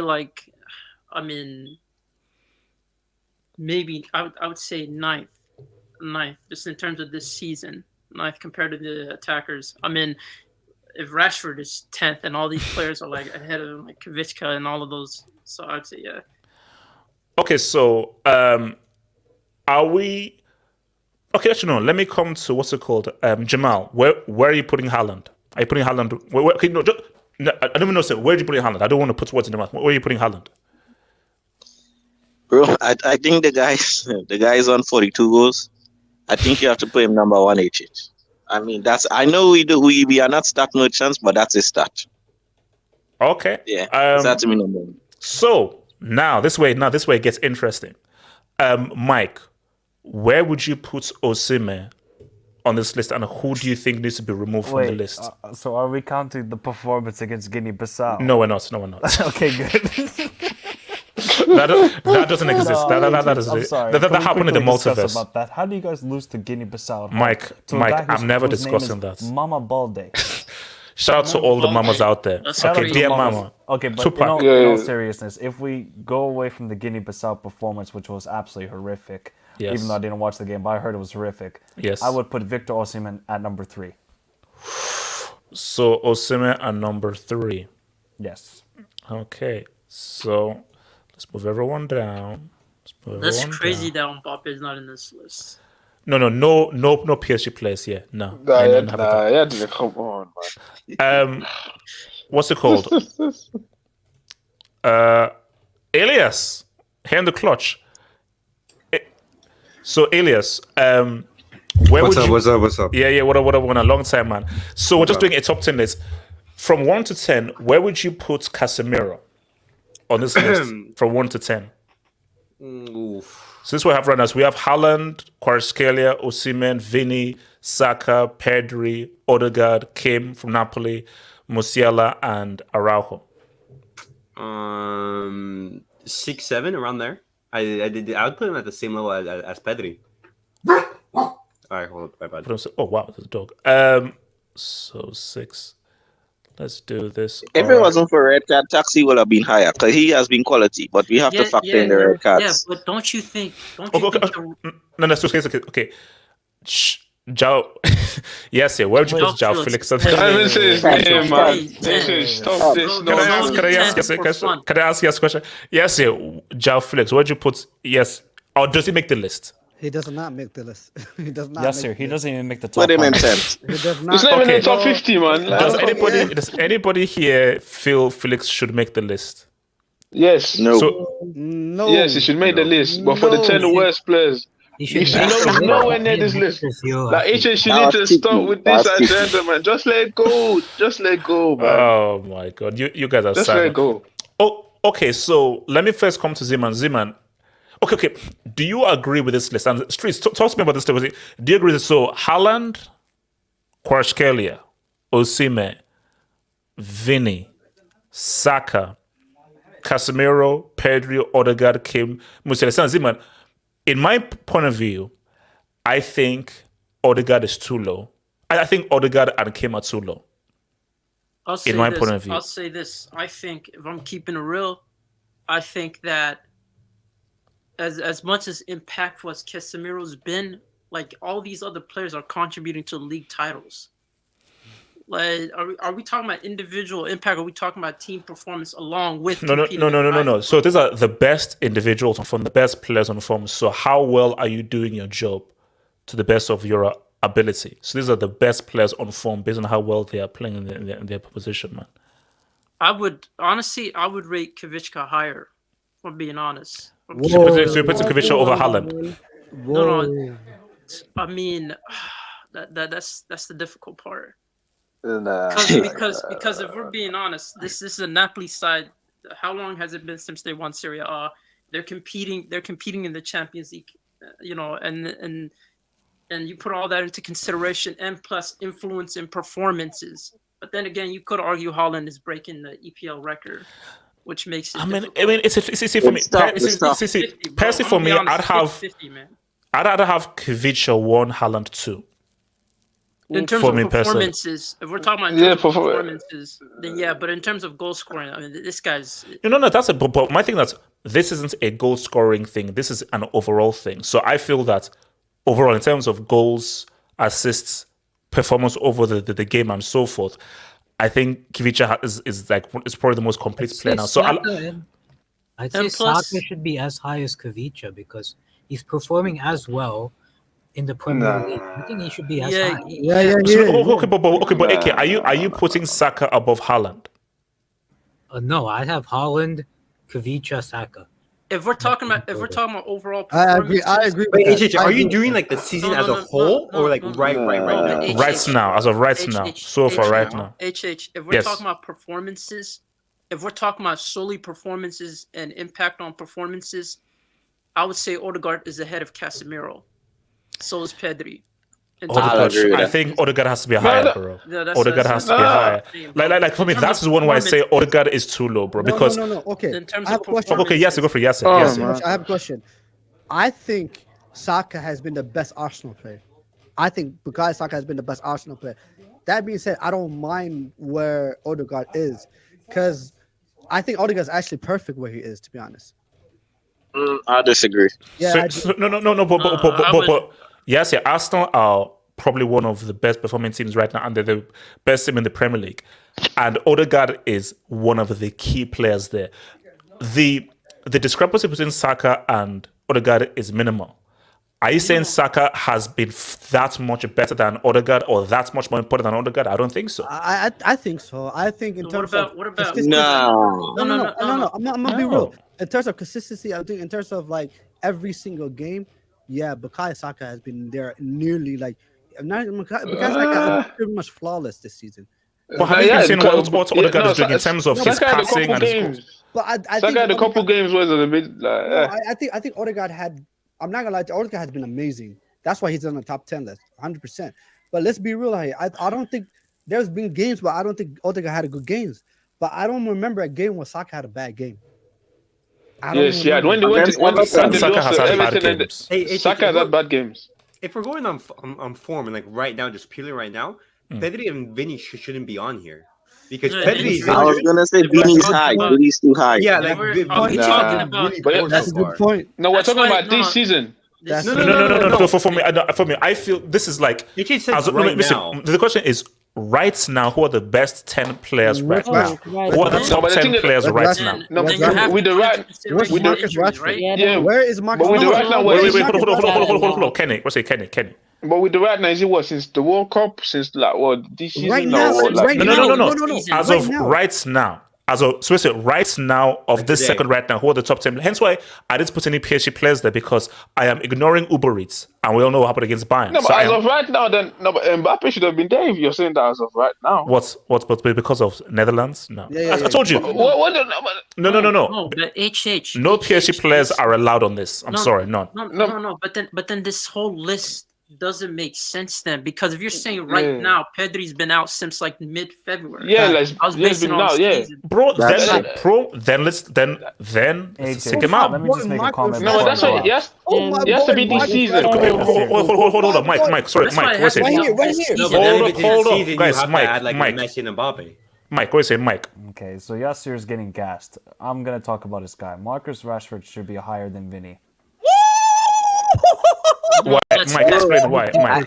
No, I agree. Sorry. Hold on, Mike. Explain, Mike. No, but have you seen the form that Rashford's been showing? I know it's been a bit now. He's gone off in the last couple of games, but still, Rashford is putting up good performances, in my opinion, and they're better than Vinny's. I know Vinny's had a great performance against Liverpool. You can just say Liverpool taxed on that, but I think Marcus Rashford should be 4th or 5th in this list. I don't think he should be higher than Saka, by the way. I think Saka should be 3rd or 4th, and then Rashford should be either 5th or 6th. I think he should be higher than Casemiro, in my opinion. So Mike, you're saying Rashford over Vinny as of right now? As of right now, yes. No, Oh, but you said no, it's this right now. HH, you know, Yes. you know what's the thing, right? Okay, I we're doing actually back that claim, because if we're being honest, Vinny hasn't been that well in La Liga as well. Like he's shown up in the Champions League knockout for La Liga, and but La Liga. you could say it's down to the system and whatnot, but he hasn't performed. No. What you see for me? Look, Vinny, we know how amazing he is and so forth. But recently, Real Madrid have been looking a bit since sketchy. the World Cup, UCL and so forth. But overall, likely Real as a whole, even Vinny as a whole, I'm a Vinny fan. They've been looking sketchy. So Rashford, in what he's been doing on a consistent basis for United, you can't sleep on it, bro. You can't sleep on it. Look at As of right now, what you mentioned should be out of the top 10, because after the performance, Kenny, I just said that game doesn't exist. Kenny, I am going into Wikipedia right now and saying that and erasing that Wikipedia page of that game, and so but that game never happened. Is anybody gonna make a case for Felix? And if we're talking about as of right now, Felix just scored in his last game. So all I'm saying is that. I don't know what Okay, Rashford I was. think- So, I don't know. Wait, Hey, Kenny, just- I you wanna ready make against this- Liverpool? What did I Vinny got do? What did definitely Vinny on do? this What did Vinny do in his last game? I saw him struggling. So Elias, you look at this list. Any changes you would make? So currently we have Haaland, Kvaratskhelia, Osimhen, Rashford, Saka, Casemiro, Vinny, Odegaard. I still think it's too low. Kim and Musiala. Odegaard at 8. I don't know. Odegaard at 8. I don't know. No, the one change I would look into bringing Araujo, because Araujo I think in this season has been like the best center back in the world. Over Kim has been Kim for Napoli has been insane. I know. I've watched. He's been fantastic. what? But You know I what? think Araujo has been unmatched. I think the only person who can match him is like Militao from Real Madrid, who's having a fantastic season. I'll put maybe Araujo like 7 or 8 around there. Yeah, I put him around 9th or 8th. So yeah, around there. But unfortunately, it got removed because everyone was just piling on top of it. Oh. So because who let's be honest, we don't You have to win. look at every single If you position. want to, hold on, Zeman. If you want to keep it real, we would not have won against those Real Madrid. We would not have won against Real Madrid without Araujo. Araujo. Yeah. We wouldn't. But we wouldn't. We simply I think wouldn't. it would be better if you do that like per position probably, because it's tough to compare. How important are you defensively? I'm gonna be honest. No. It's not that hard though, because my thing though is how well are you at your position? How well do you hence why Kim has to be on this list. So doesn't matter how many goals that Haaland scores and everything. If you're playing at a high level at your position, you deserve to be high.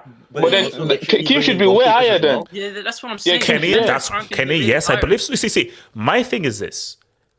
If we're saying Kim has been one of the best defenders for one of the best teams out there, I think Kim should be 4. And above Rashford. Yeah, I agree. You know. And HA, don't try to be slick. What are you doing, Felix? Move Felix on that. No, he's not. No, wait. Who? What do you mean? Who do I don't know what you're talking about. So I think Kim at 4 is fair. You know what? So my thing at you see, look, come on, I know, but bro, look at how good Napoli have been. No, they have been the best team in the. Like Napoli have been outstanding, bro. They've been outstanding. You see, my thing is for Araujo. You know what? Would it be wrong in taking Musiala out of this list? No. So hold on. Would it be wrong if I did this? Yeah, I think he should be low. Odegaard is too low. Odegaard is too low. I don't know how to place because Odegaard can't be this low, man. Guys, come on, man. But then what? Vinny at 10th, Casemiro probably swapping him and Casemiro probably.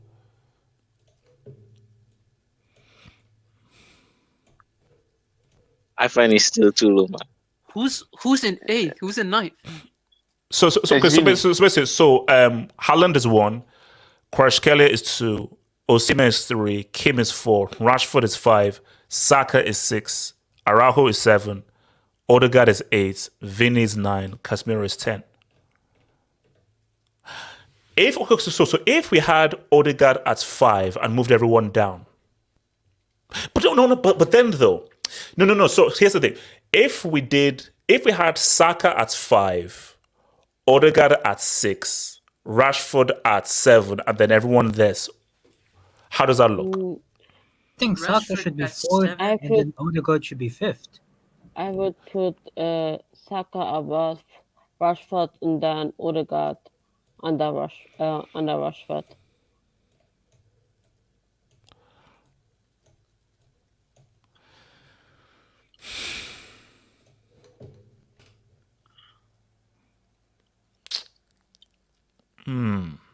You see, that's the problem with now, bro. I thought it was at the beginning of the season. No. I want it to be now. I want it to be now. No, yeah, it's different from this. No, Like just when Felix scores. Oh, I get it. So let's okay. So okay. Is everybody in agreement with Haaland that's 1? Do we have a unanimous on Haaland that's 1? Because I don't agree with Haaland that's 1. But so is everyone saying Haaland that's 1? I'm sorry. I believe in football. I'm sorry. Yeah, you can put Kvisha there, bro. Okay. This is how we do. Okay. So for me, Kvaratskhelia, I think is 1. Zeman, who do you have as 1? Yes, same man, Kavicka, man. Okay, so Quaritch has 2 votes. Jamal, who do you have as 1? You said who's doing the best at their job, and bro, 42 goals. I'm saying. Okay, so 2-1 now. AK, who do you have as 1? I have to say Haaland. He has the most goals. Like he's Okay. so clear. 2-2. Kenny, who do you have as 1? Yeah, man. Haaland, the numbers are too powerful. All right, 3-2 to Haaland. Samasi, who do you have as 1? Maradona. Who? Maradona. Oh, okay, so 3-3. Rob, who do you have as 1? Haaland also first. Oh, wow. This is 4-3. interesting. 4-3. Elias, who do you have as 1? I have Holland. 5-3. Yeah, all right, yeah. Oh, yeah, Okay, Haaland, yeah. Football died, man. It is what it is. Football is finished. We're in a statue. Okay. Is everybody happy with Osimhen at 3? Yeah. Okay. Right now, yeah. Yeah, no, ignoring Guinea-Bissau. Is everybody happy with Kim at 4? I think Saka should be 4. I put Saka at 4. I think he's been the wouldn't best be mad at that. He has been the best defender. Like I said, Yes, it's tough, man. I mean, how different would this look? I if mean, it's I mean, overall? are we- Yeah. so okay, are we putting a Serie tax on Kim or is that harsh? No, like the impact he has, like, is there a Buffon tax on Kim? Is Nah, there a Buffon tax on Kim? The guy came from the Turkish. The guys come from the Turkish league. Wait, hold on. Sorry. Kenny. The guys come from the Turkish league and like just because like you replaced like probably the best defender of Napoli's history. And you know why? You replaced him like that. Like, come on. Why we can't use Serie A tax? Because they're doing it in the Champions League as well. So. True, yeah, they're doing it in the Champions League too. So you can't Until use they lose Serie A to AC tax Milan. on All right. So Saka at 5. We're cool with that. Rashford at 6. Are we cool? Odegaard at 7. Rashford. I'm gonna keep it real, bro. Rashford is low key like it's hard, man, because he's scoring all these goals, but then I still remember the 7 goals. Oh, come on. You can't hold that against him. Come on. You can't hold that against him. Everyone has a bad day at the office. Okay, so Odegaard 7, Araujo 8, Vini 9, Casemiro 10. I'm cool with that list. You know, it's wild. Yeah, There's it's a lot of decent. players that missed out on this list. Yeah, there's a Like couple who? players. Like who? Militao could have been there. Yeah, Militao could have been there. I feel like Cruz could have definitely been there. Yeah. I feel like there's definitely players that missed out, bro. Yeah, I mean, to be honest, We're that talking about now. Courtois, Even right now, like Ter there's maybe Stegen, a couple of these Dortmund players Allison as that well. no, they've won- So- But you know, They that is won all the interesting, games. though, how everyone is split, though, with Haaland and Kvaratskhelia, because people's arguments is records are records and these goals are crazy. But at the same time, one guy has been an overall better player in a more wholesome sense. So are we just looking at goals that makes you the best player in the world? Because my thing is that, so everybody's happy saying that Haaland is the best player in the world now. Is everybody happy with that statement? No, but AJ, didn't you say that now who's doing the best at their job? You didn't put no PSG players. But Jamal, I'm saying to you right now is, are you happy with the statement that Haaland is currently the best player in the world? No. You know, when you really look at it like that, I'm not comfortable with it. Yeah, because when you just say that, if you just say Jamal is Haaland is the best player in the world, how comfortable are you in? Because I know I will never be comfortable saying that. I don't want to say that. There's some names missing from that list. Who didn't, bro? We know that. There's some name missing from that list, man. Yeah, Mbappe as well. He's missing. So no. Look. As I told also the PSG tax there. Okay, so I changed, man. I think Kava should be on top, man. I now really think about it, and he can't be the best man. Okay. Does anybody want to change their? Do any of the Haaland guys want to change their picks? Who wants to be on the right side of history? Jamal switch, man. Nah, we can't. Elias, do you want me to do on the right side of history? No. Elias, in 50 years' time, people will say that Elias took the side of anti-football. No, listen. You said who's the best at their job. Haaland's job is to score goals, and he's doing an amazing job. The best player, he's nowhere near the best player. But okay, who's the best player? The best player is Messi. No, I'm talking about in this list. Who's the best player in this list? In this best player, the I can't mess it up. Kvaratskhelia? When you look at the best player, there we it's go. him. That's why we need. But some more, no. But at their job, Haaland. Yeah, I get that. But Now, so the guy is scoring like five. The guy is scoring 5 goals in knockout stages of Champions. Like, this is crazy. That's true. I mean, look, I get it. I'm gonna It's be just- honest. I'm being a pure. Against RB Leipzig.